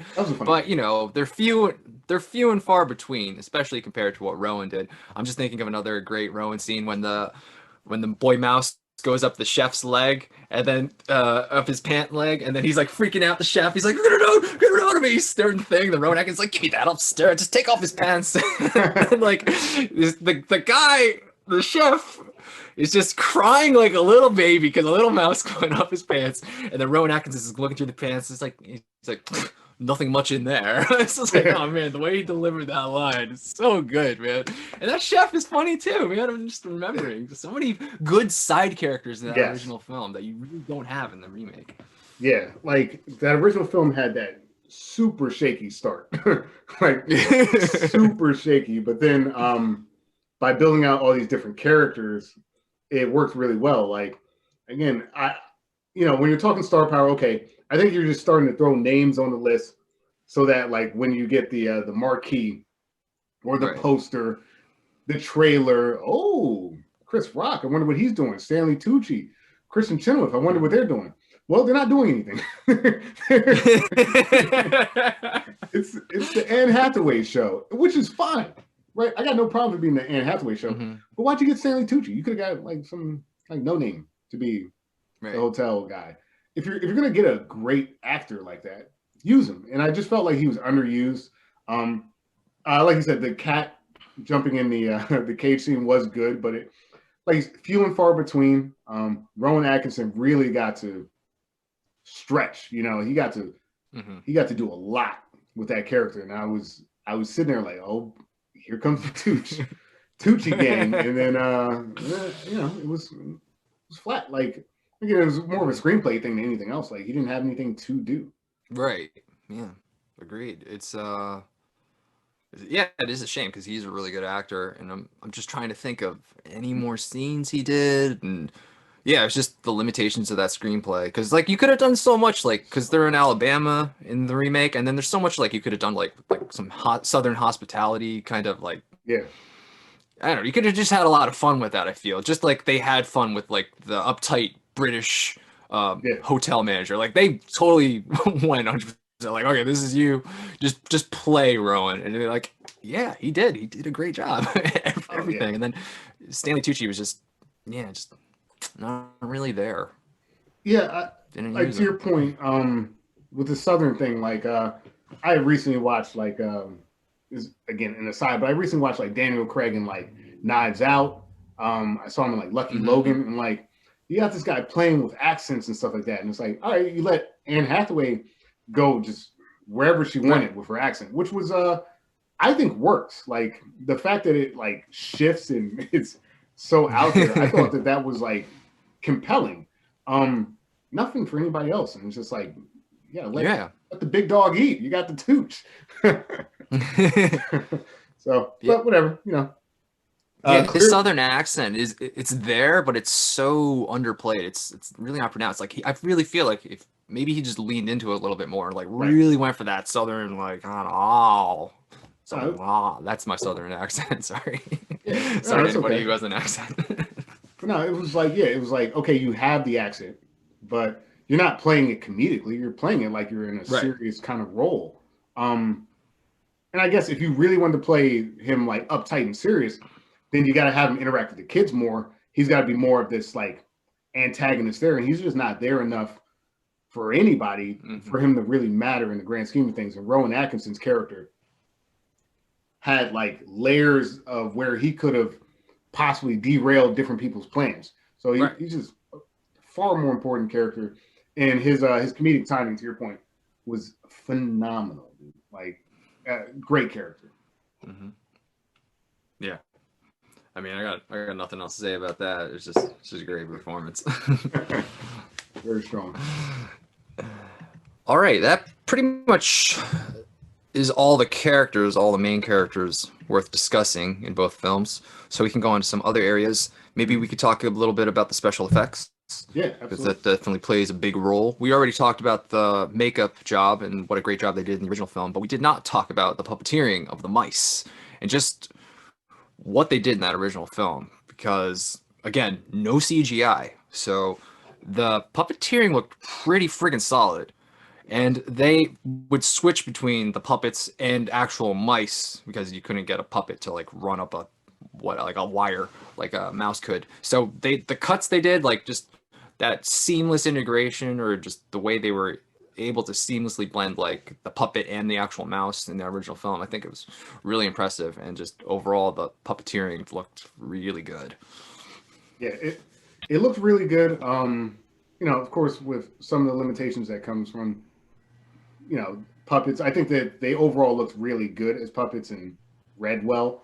Um, Going back to like Jason Fisher's performance, like unfortunately he made it hard for me to connect with what was going on, but because to me it felt like, man, we're doing this mouse thing for quite a bit of time, but as it was going visually, I'm 100% with you. I thought that like Right. the Right. shots that they took, like how they made it feel like you were in that mouse world, that you were the mouse kind of along with them. I thought that bang up job. Like I have no complaints about the way it was shot. I think it was done extremely well, and I thought that there were a lot of great camera tricks. Most Yeah. of my beefs about the mouse were voice acting, and Yeah. that's not anyone's fault. That's So, not. Yeah. no. No, I mean it looks really good, and I'm just so blown away with like what they could do with the practical effects. Because it's like I was even thinking, it's like how much can you train mice? It's like I'm trying to think like how did they get the mice to go exactly where it needed to go, and like it was so elaborate sometimes the paths these mice would take, and sometimes you'd have two of them, Yeah, just running yeah. one after the other, and it's just like man, damn, that's impressive, and they could do that with real mice. I don't know. to to be able to convey an elaborate scene with a mix of mice and puppets, insane, dude. Like Yeah. to have them go through the kitchen and drop the potion to get Right. the potion. Like, yeah, for no CGI assistance. It's an incredible feat. Um, Yeah. I was just thinking too, like even when the mouse is just carrying the potion, I'm like, is that really the mouse like carrying the potion with it, or is it like an attachment? Like I'm trying to figure out like how they made it look like this mouse was dragging this potion around because it's yeah, again, it's just really well done with the practical effects. I still don't know how they did everything they did. yeah. Well, again, this is a bit of an aside, but like, I'm a fan of like some of Henson's other stuff, like for instance, the Labyrinth, and Hmm. there's this like pretty long documentary about like the making of the Labyrinth, and like they push it, bro. Like, like in Bowie's Magic Dance scene, there's like structurally the stage that they're on was like dangerous because they're like, we need more puppets. And I'm like, that is the type of just like innovation that Henson production puts in there. And Yeah. to this day, dude, Baby Yoda is a puppet, man. It works. No, it worked so well. It's, you know, a lot of the practical effects in that movie. I think all the practical effects in the original film hold up to today's standards. Yeah. Absolutely. I don't think anything looks bad. Like the only special effect I think that looks bad is like those lasers when they shoot them sometimes. Like Sure. that, those didn't age well, but all the practical effects, the makeup, the prosthetics, the puppeteering, like that all aged incredibly well. Like, and it still works to this day. It's incredible. What a testament to Jim Henson's production company because it's so good. Absolutely. Absolutely. And the remake, I think, look, they got the job done, right? Like Right, I think that some of the choices that they made in terms of like how you become a mouse was cool. Like the purple kind of like fart that throws you into the air and your clothes get the that War of the Worlds treatment. The War of the Worlds treatment, nice. In the archives. Yeah, check that episode out. I liked it, like I thought that their CGI worked really well when they were mice, but it's just easier to do, right? Like Right. it's easier to do anything really with CGI. So the movie made some good choices, like I said, with Anne Hathaway's look and the mice, but like, yeah, if you're gonna ask me what's harder to do, the first thing is that's a skill set. I mean, at this point, anyone can make enough money. You can make anything happen Right. in Hollywood now. Yeah. So, but I thought that artistically, the choices were still pretty strong. I just, I have less to say about it because, like, look, CGI, we've seen it. Right. So much easier to do. Yeah, it's I don't know, like when Anne Hathaway is reaching in the vent for the protagonist and then like her fingers get chopped up, I'm like, oh, it doesn't really matter because those aren't her real fingers, those are CGI, so Right, right. she'll be okay. So it takes me out of it, but that's because I'm snobby. I'm a film snob like that. If there's too much CGI, I got a little pouty, but it's Sure. okay. It still was able to convey everything it needed to, and when it's a movie about witches and magic and all these potions, I guess they're gonna go all out with the CGI.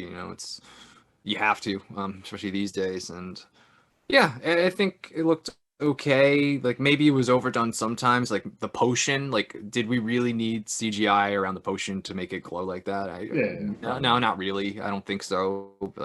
But sure, why not? I'll go with it. So overall, fine the CGI, but I definitely prefer the practical and what they did. Yeah, So yeah. good, so good. Because then if you think about like that original film when the witches start turning into mice, we're not at the ending yet, but like that, I don't know. Like it fluctuates. Like, is this slapstick? Is this horror? Is this? It looks like horror. It's straight horrific. up. Yeah. I was watching like, yo, this is crazy, dude. And there's just it's not anyone's fault, I guess, but like CGI doesn't do that. Like you said, like it's fake. So it's like, yeah, whatever. Like the hand getting like you mentioned, getting cut up is not that important. I thought it was cool that there was continuity. Like she had the bandages on her hands and the black blood and stuff like that. Like that was cool, but not as cool as Angelica Houston's face coming off, and then it's like, oh wait, let me snap that. Like that's such a better sequence than anything that was in this movie. And we're talking about a silicone mask, man. Right. Like you film anything the right way, it's cool. Yeah, there's a lot of like kind of horror aspects and a lot of the practical effects in the original film. Like I was just thinking about like when the boys turn into mice, right? They're not boys and all of a sudden mice. There's a full process where their faces, like they're fully got prosthetics on to look like kind of adult mice, human-sized mice, which is fucking terrifying to look at because not only is it like creepy, like they're shooting it at those like, close angles that are just overhead, and it's like really haunting, and then they have the lights kind of going crazy like shit. Nice. So the lights are just yeah, that's my Hollywood effect. Yeah, the lights are just flickering, so it's like completely disorienting, and you're looking at this horrific thing because yeah, a human-sized mouse does look pretty horrific, boy mouse, whatever, and it's just wow, they really went all out with the practical effects on that original film. It's like when they really go in, it's just so busy and manic, and I'm like, what is what's happening? Right? Like I'm watching it, and I'm just like, holy shit, this is a wild scene. Like that dinner scene it's one of the most intense kind of sequences that I've seen. I've seen a lot of movies, man. Like it was pretty insane. Versus like the remake is like, yeah, I know I saw kind of the same thing, but poof, purple, clothes, like it was cool, worked. But one was memorable. One was like, wait a second, I don't see this at all. Yeah, no, it was cool. It's also a little more gory, the remake. Yes. The original, sorry. Because you see like the mice get crushed or cut, and you see like weird colored blood. It's not red, so it's not like super gory, but it's like I don't know what the potion does to their blood, but it's coming out purple, all weird different colors, man. Absolutely. So yeah, it's really intense. Now that I'm thinking about it, if you're a kid watching that finale, you're just like, what the fuck, man? Well, that was for me, that was a recurring theme across both films, which was like, I'm not sure I know who either of these films are actually for, but like I'm about it. Like it's cool as an adult. I'm able to sit back and be like, all right. But like that original film, I was like, was that for kids? Because that was, like you said, that was kind of gory. Like he loses part of his tail. Like that's not right. It's a serious situation they're in right there, dude. Like I said, you get to see like the effects of people trying to kill the mice, and it's like, well, our protagonist is still a mouse, and I don't know, it worked really well. Anything else with the effects, or I don't got anything much. I mean, I don't know, there's a lot of mice themed movies from the 90s. There are mouse traps. There was Mouse Hunt. That was a great one. Mouse Hunt, yep. Mouse Hunt was a good one. Stuart Little. Stuart Little. We've done the mouse thing, but this is a very strong mouse outing. So put some respect on the witch's name. That's all I have left for the effects. Sounds good. Next thing I have up is the setting. Maybe just talk about it a little bit briefly. We are in different time periods and different locations. The original takes place in England, and I'm assuming it's modern day England, so it would be around 1990. And then the original, like we said, starts off with the Chris Rock voiceover, but it ain't Chris Rock in the movie. It's him as a kid. So we're actually in 1968, and we're in Alabama as well. Yeah. The complete departure from the original source material. I was wondering if you had any thoughts about that.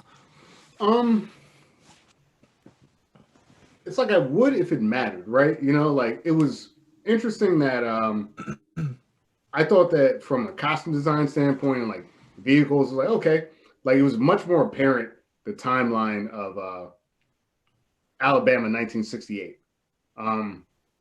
It's also because of just like we talked about this in the past, but like race relations in this country, like Right. Octavia Spencer going to like some big fancy hotel. I don't know if they're trying I don't know if they're trying to make a statement there. It doesn't seem like it. Um, when she pays all like the bellhops at the end, like everyone that kind of works in like a sort of subservient role, as it were, is black. Again, I don't think that that matters to the bigger story. So I thought it was cool because they got to mess around with costume design. I didn't think it really mattered at all. I don't know why it matters when any of this occurred. And in the original, it just I didn't think much of it. Right, like it's just Yeah. somewhere in 1990. It was like okay, like it felt kind of like timeless to me. It didn't really matter when Right. any of these events occurred. Yeah, exactly. It doesn't really matter. So it's so weird that they specifically put it in like the late 60s and everything. I was just they kind of play into it a little bit in the beginning with the music selection Sure. from the grandmother. But we don't really get that once we get to the hotel. We're just Yeah. we just kind of forgot that we're in the 60s at that point. So it doesn't really do anything. And like to your point too, it's like it's a black family in, Alabama in the 60s. And Sure. it might just be because I just watched Judas and the Black Messiah, but I I did don't know. too. I'm expecting some, you know, some questions from the rich white guests about who's that black family? Like what's Right. going on here? Like so, again, it's a kids film. We don't want to really bring in that heavy subject matter, but I don't know. I just feel like But there, it's like there not. could have been some way to address it Yeah, because it's somehow. like not there at all, right? Like, Yeah, other than like the porters and stuff being like, where you're staying here? Like, but even right. that was like, what? Yeah. I just don't know why it was set then. Hmm. Maybe to get like this sort of like grand, sort of like old school hotel type of setup, but like you could do that any era too. Right. There just wasn't really a reason for it. So, I don't dock points for it, but I'm also like not sure why waste your time with the outfits and stuff like that. Like, because even though it was 1960, it wasn't like they really leaned into the era that hard either in terms of costume design. Like, Anne Hmm. Hathaway basically wearing something like Lady Gaga would wear today, right? Like, Yeah. it didn't it didn't feel like an old movie. I don't know. Just Yeah. it's It just a didn't feel setting. like the original Casino Royale when they're wearing all those bizarre outfits. Mhm. If they were wearing that stuff, I'd be like, okay, okay, I get it. But yeah, like I would forget it took place in the 60s sometimes just because when you're in that hotel, it doesn't feel like the 60s at all. So I don't know. Yeah, I feel like not really necessary to say that, not at oh, all. this is in the past. Like maybe because it's Chris Rock narrating and you have to explain how is it a kid in the story if it's an adult talking now. Yeah. But I feel like there's a way around that. You don't Oh, it have totally to. is. Yeah. It totally is. And So I mean, like, it's okay. I mean, it gave us some good music, but ultimately, it doesn't really matter to me. yeah, yeah. And like, if you're gonna again like going back to like a Tucci type character, and you could kind of make that guy more villainous because of like the race thing, right? Right? Like, Yeah. Like you know, maybe he's a little more like watching them a little bit more because like, well, what are they up to? They're obviously not rich, so maybe they're gonna steal. Like you don't even have to make it about like race. You could just make it a social economic thing yeah, because they're really just not rich. So how are they here? I mean, I know because like one of the chefs was like her cousin or something, but right, like he right, could right. still just be like, yeah, But a little Snoopy around her. yeah, but they, like we said, they treat her like anybody else, which is good, you know. but you know, given the setting, I'm like, even that's kind of off-putting, right? It's like, why is everyone so cool, man? But yeah, it's a minor thing. Like, really, the only difference is the U.S. versus England at that point because the timeline doesn't really matter. But that doesn't matter because everyone's accent is all over the place, so it doesn't matter Hmm. where you are. Yeah, yeah. Yeah. Yeah, All right. Think it's time to go on to the endings, Reggie? yeah, let's do it. All right. I guess we'll start with the original. Okay. let's start where everybody starts turning into a mouse, I guess. Sure. So the kids put the formula into the soup.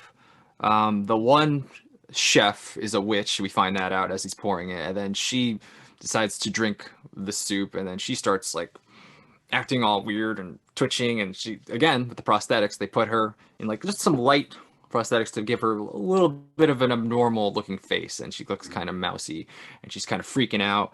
And then she like runs out of the kitchen. She's like trying to warn everybody. It's like it's in the soup. It's in the soup. It's in the soup. She runs right to the headmaster witch, and she just crushes her, thinking it's a child, which is like great because like this person was gonna save you. You just killed them, and now you're all screwed. So that was a really nice touch. And again, we got the gore of the mouse is just everywhere, all ruining the beautiful carpet.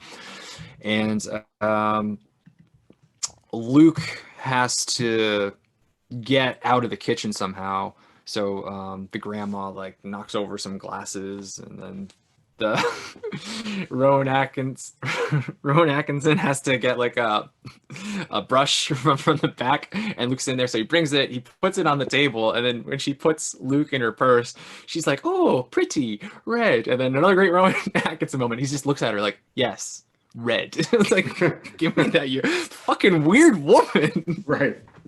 I just had to mention another great moment by him. And so pretty much as you expect, like all the witches are eating the soup. They're eating the soup.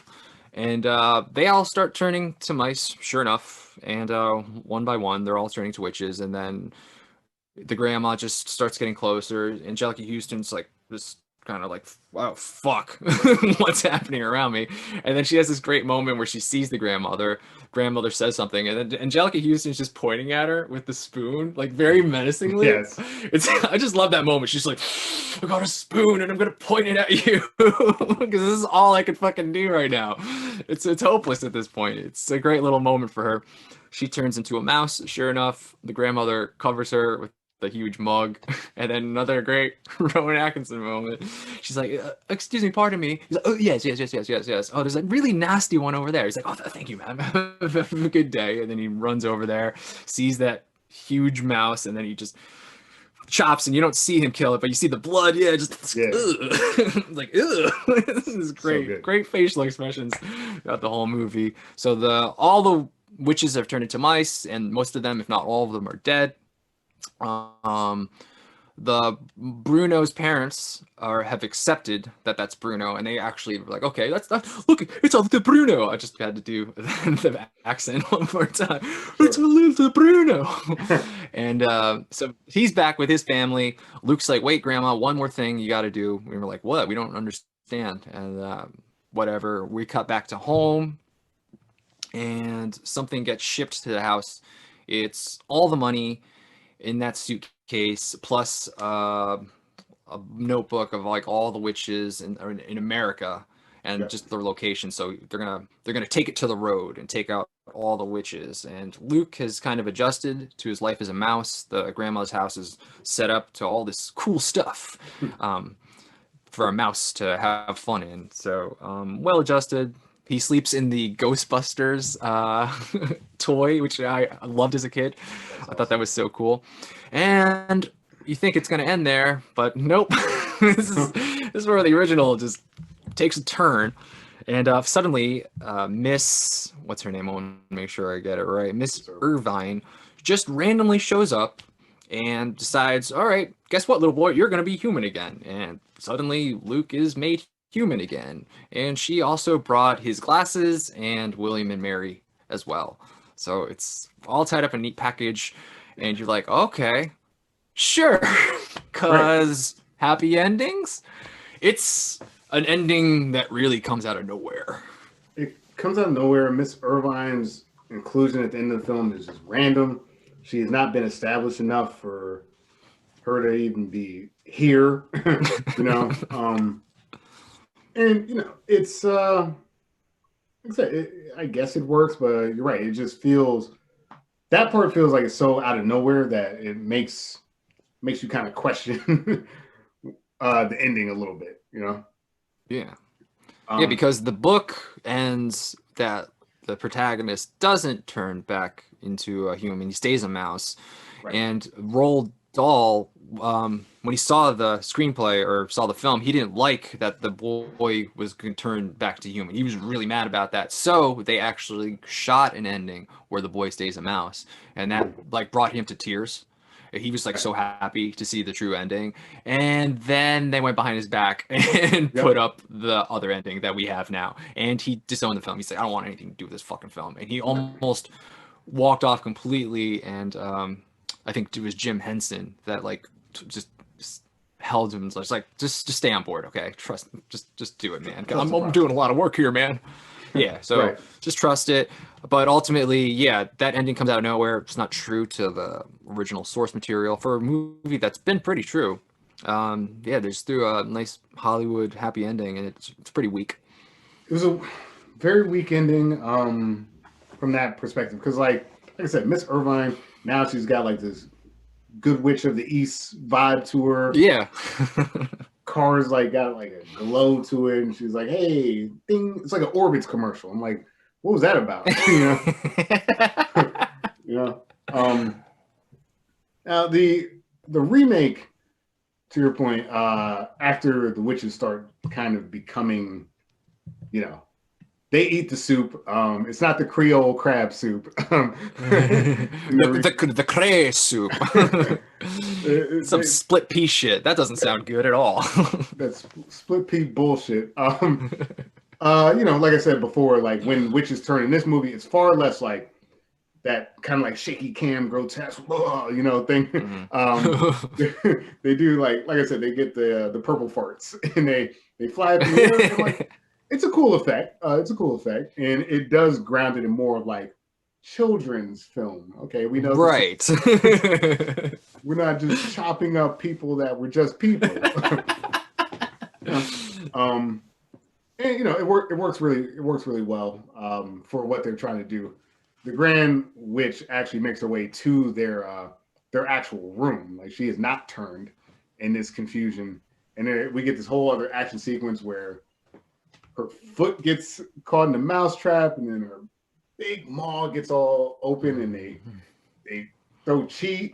The whole thing is confusing. They throw cheese, they throw mice with potions, and they turn Anne Hathaway into a rat. And there's still a chase sequence with her as a rat. She's like going through them. Yeah. She's chasing while they're running through mousetraps in the room. And Octavia Spencer's grandma sticks her under one of those, like a clear see-through container. Anne Hathaway's character is still fighting it through and through, so they throw some heavy books on it. You know, so far so good. They bring the cat from the previous scene, who kind of, in a way, kind of fits our Miss Irvine role, because the cat was getting kind of bullied by the boss, and now Anne Hathaway's a rat, and we get this off-screen death where the cat takes her out, and the kid's like, "Did you hear that, Grandma?" And she's like, "I didn't hear nothing," which is cool. It's super cool. We then get this. So there's a couple things that happen. Bruno, his parents are like, still like, nah, I don't get it. Yeah. Octavia Spencer basically adopts Bruno. She adopts Mary, Daisy, whatever you, Kristen Chenoweth, whatever you want to call her. That was his name. Kind of true to the original story. The hero boy asks how long mice live, and she's like, "Oh, I don't know, 3 years, but a human boy rat thing, 3 times as long as that." And we get this, I think it's cheesy, but decent enough montage of like, they're doing like postcards of grandma through the years. It's 1970. I'm in front of Mount Rushmore. It's 1972. And the RV that they're driving has like these like stickers or tags on them for all the witches that they killed on their journey. Because I did skip some stuff. They retrieved the suitcase full of money. These witches just had money in the remake versus counterfeiting in the original. Which, is that what it was? I didn't even know that. Okay. Yeah, she like was printing money basically. Who cares? Okay. Yeah. I had no idea. But yeah, they took their witch money. They took the witch address book, which is consistent between two films, and they basically gone through America and took out all the witches throughout the years. Mhm. Which takes us back to our opening sequence of Hey.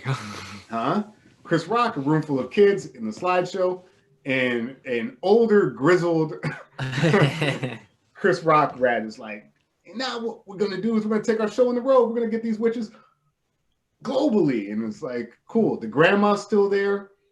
Chris Rock's older, so we still get kind of Roald Dahl's vision of like his whole thing is like, I don't want to outlive my last support, right? In the ideal world for the hero boy, his grandmother expires the same time he does. Right.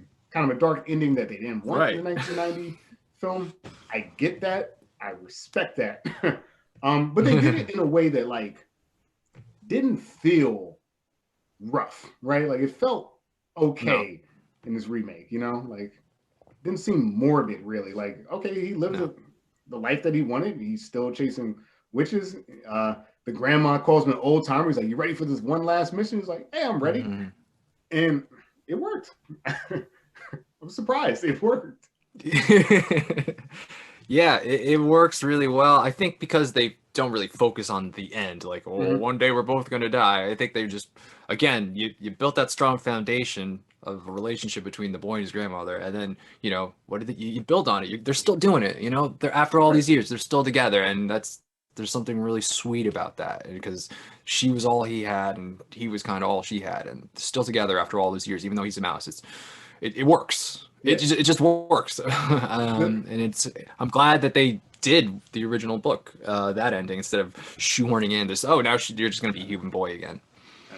The passage of time sequence, the rats engaging in like different, or mice, whatever, engaging in different activities with the grandmother. So you see all three of them smiling and happy in different locations throughout time. It doesn't feel like anyone's life has been shortchanged, even though it kind of has. Right. This little boy is now a mouse, but like, no, he's enjoying this kind of dark witch hunting experience, and they've radicalized the youth to go out there and take out these women, witches or whatever they are. But like it, there's just something like I was saying earlier. There's just something about it that, okay, all right. Yeah. You got to keep the spirit of the original. You got to keep it in this fun space. They didn't like age out Octavia Spencer so that she looked like she was on her last legs. In fact, actually, they made it the opposite, where the kid looked like he was more on his way out, and I didn't feel bad about it. That's hard to pull off. I think just that humor factor of like the kids being like, "Hey, what do we do to the witches? We kill them!" Like, there was something fun about this.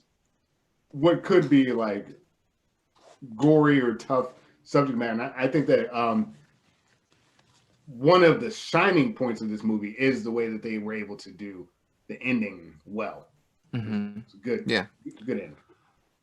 I think overall the ending in the remake is really strong. I'll even go back to when they have to fight the Anne Hathaway's character in the hotel room. I like that there's one more final showdown. Yes. That it is our protagonists at the end of the day who have to go mano a mano with the witch, and then they were able to use Bruno and Daisy to set the mousetraps on the floor while our protagonist launched himself and was able to drop the formula into her mouth. So you had the grandmother got to get her face to face one more time with the witch that turned her friend, and then obviously her grandson into a mouse. And you get three mice kind of getting their revenge, and like now you're gonna get a taste of your own medicine. I really liked that, and it's a little cliche in Hollywood, but I liked it. I like that they did that, and it gave Bruno, who didn't do anything in the original film once he was a mouse, it gave him something to do. And Mary's not the greatest addition, but at least she did something too. She was also able to help take down the head witch. So I really liked that final showdown. And now and then like the mice face off, like when she's a mouse, she's tasting them, like a little bit elaborate, a little much, but I still liked it. I'm like, yeah, let's keep going, man. I'm having fun here. This is a fun ride. And you cap it off with that ending with Boy and Grandma, where we kind of started, and It's tight. It's a really tight ending, and I really enjoyed it. I think I prefer it. I mean, I absolutely prefer him staying as a mouse as to him becoming human for Yeah. random reasons. But I think overall, like the confrontation with the head witch, I would like that. I mean, it doesn't have Rowan Atkinson killing her and acting the way he does, but it's still really strong Yeah. overall. I would say that like, and I fluctuate because just the content of the scene. I love how unhinged the dinner transformation sequences in the original, but they lose some of that goodwill with this absurd kind of randomness. Right. The remake, I think the dinner scene isn't as strong, but you're right. Getting that one-on-one face-off, getting to get everyone to have their role in winning the day, and staying true to the book while doing it in a way that like I think any age group could feel okay with this. Yeah. Because they address his mortality. Like you could just not address it, you know. Right. But like they did it in the style that Roald Dahl kind of like wanted. Like this was ultimately a story about this parental type figure, and the grandma and the boy. It's their story. They've gone through this tragedy. They fought witches, and ultimately what he wants is to his last days to coincide with his grandma because he doesn't want to lose her. I get the 90s film not wanting to address that. In fact, I think that's not a dumb choice. But the way they did it was not right, ultimately. Right. But the remake thread the needle in the ending in a way that like I got to give them the nod in terms of how the films end. Agreed. And I honestly don't think like if they did that in the original, like I don't know if the actors could, handle that. And they definitely didn't establish that the relationship was like that. That the boy just needed his grandmother, and then he would be okay passing the same time she did. That would have been really weird, and it would have felt like it came out of nowhere in that original film. But it very much fit into the remake. The original, once Angelica Houston's gone, the movie's over. Right. Yeah. Movie's over. Like that was the movie. First like Anne Hathaway, who like once Anne Hathaway's gone, you can fall back on these two strong characters. Exactly. Yes. That's it. That's the difference. All right. We went over the endings. We went over all the characters. Went over effects, setting. Anything else that you wanted to talk about? I think I'm pretty good. I think I'm good too. All right. I think it's verdict time then. Here we go. Okay. Reggie, should the remake Witches 2020 exist? So going back to like that nostalgia factor, I definitely didn't have that with the original film. So there were elements of where I was confused, especially the beginning. The beginning was a rough start for me, and the ending was like we just went over that, like not the strongest. Everything in between though, there's some really compelling stuff. Tonally, I was confused about the original in terms of what they were going for because it was that mix between like humor and the grotesque. But I think overall, like the movie got it done, so I had to like use my 2021 filter and be like, you know what? If I watched this in 1990, this is actually stronger than a lot of product I saw at that time. So the original, very interesting movie. The remake, there's some weak spots. It's choppy, right? Like they make improvements in the protagonist, and I think they tell the grandmother and the boy story better. I think they don't do as good of a job of like the aesthetic of the witches. Like I thought losing the purple eyes, I thought that was like, what? Why would you take that out? Let's keep that. That's kind of cool. I just think that like the explanation of the witches in the portrayal is stronger than the original. They did some interesting things in the remake, but it wasn't as strong. I thought Anne Hathaway was good, but Angelica Houston was better. I thought Rowan Atkinson was much better than Stanley Tucci. But because they were able to do that grandmother and boy story, because they were able to kind of keep the movie tight. It wasn't like overdone. There's enough there. It's not my favorite movie, but it was strong enough that it should exist. It's a modern take on this old film. If you got a choice, go watch the original. But there's certainly for a new generation, this is a telling that's a little bit closer in some respects to the book than the original movie. Although overall, if you take the ending out, the original movie is closer to the book. So I fluctuate, right? Like I find trouble with both films, but I think that Anne Hathaway's performance and the performance of the grandmother and the boy are strong enough that, like, yeah, this is worth watching, especially if you're like, I saw an article actually where it was like, yeah, if this was an airplane movie, it'd be perfect. It was like, yeah, this is an airplane movie, So it should exist.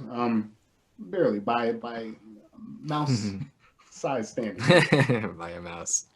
Nice. Yeah, like I said, I watched the original whenever around the time it first came out. Got a lot of nostalgia for it. Yeah, it's some great things going on there. The highlights definitely Angelica Houston, the special effects, Rowan Atkinson. After that, and maybe actually some of the side characters too. Soup, I'll say it one more time. A lot of stuff to enjoy there, but at the end of the day, our main characters are just terrible in that original film. There's nothing to latch onto there. You really given nothing with those two characters, and I'm really glad that the remake was able to like fix that. Like, well, let's tell this the right way. Let's really establish a relationship between the boy and grandma that really matters. That makes you care about these characters. And yeah, I did care about the characters, and I went on that journey in the remake. And yes, there was issues. I don't like the heavy CGI, but I guess you can't avoid that these days. And unfortunately, Stanley Tucci, a little underutilized. But our protagonists worked, and I was happy with the ending. And I didn't know that was the original book's ending, but I thought it was a really sweet ending. And then I found out that's originally what Roald Dahl wrote. So it did enough, and yeah, I think it absolutely should exist. And I know I said before, oh, that original film is definitely made for kids. Now, after our discussion and just talking about like the effects and just like how things look, maybe it's not. And if I had to suggest one of these two films for kids, I would definitely suggest the remake, just because that seems a lot easier on the palate, especially for an impressionable youth. So I think it's really great that this film exists. I don't think it's like a great film, but I think it's great that Roald Dahl's original vision really gets to be seen to the end, because that ending, that connection, the boy and the grandmother, it's just a really sweet story, and it's nice that they were able to tell it so well in the remake, because they did not tell it well at all in the original film. There's still a lot I like about the original film, but that the main characters are just done so much better in the remake. So yeah, it should exist. Absolutely. No, I think you nailed it. It's like it's that give and take, right? I think your assessment that if you were like, hey, I've got a small child and I want them to watch a film about the witches, right? It's going to be the remake. Now, if you're asking like an adult friend that's like in the film and like film study, yeah, man, you got to watch this original one, man. Yeah, absolutely. You got to see those effects. You got to see Angelica Houston. You got to see Rowan Atkinson just killing it. Yeah. It's definitely a recommendation to adults. I don't think I'd show the original to kids. Yeah, Angelica Houston's so good in that yeah, movie, she's fantastic. So Real riches use magic. What about poison? Poison? What does this look like, motherfucker? We're witches. So good, so good. It's great. Nice, man. All right. So that's a review of The Witches. Definitely let us know what you guys thought. If you saw the original, have nostalgia for it, feel free to chime in. If you don't think the remake should exist, if you think those characters in the original were portrayed well, that boy and grandmother story, and you love those characters, let us know. What are we going to do next, Reggie? It's your pick this week. I think we should do something, because we've been in this space, like our last one was kind of blaxploitation. Before that was action. This was sort of like children's fantasy and stuff like that. I think we should probably kind of get back into like the real world a little bit. Might be time to watch Cape Fear. Okay. Okay. Yeah. I didn't see that coming. Wild card. Just like the ending of the original. All right. Yeah, I'm down. I'm down for some Cape Fear. A little Yeah. Scorsese again after our departed. Yeah, I kind of want to do like a full reset here, and this might just be the jarring change that this podcast needs. Sounds good to me. All right, so our next episode is going to be Cape Fear. And that concludes this episode of Retro versus Remake. Thanks for listening. Thanks for watching. What's that? The cray. The cray soup. Yeah, so if you're watching on YouTube, please leave a comment. If you're on the social medias, we're on Twitter, Facebook, Instagram, all at Retro versus Remake. Feel free to follow us. If you're on iTunes, please give us a 5-star review. It'll help us greatly grow the channel. Reggie? Yep, I'm Reggie Parker. You can find me at RP Comedy on Twitter and Instagram. Guys, really appreciate you watching the videos, making comments, and if there's any suggestions, feel free, throw them at us. We're listening. There's some in the queue. All right, and that does it. I'm Dan Bulick. Thanks again for listening to another episode of Retro versus Remake.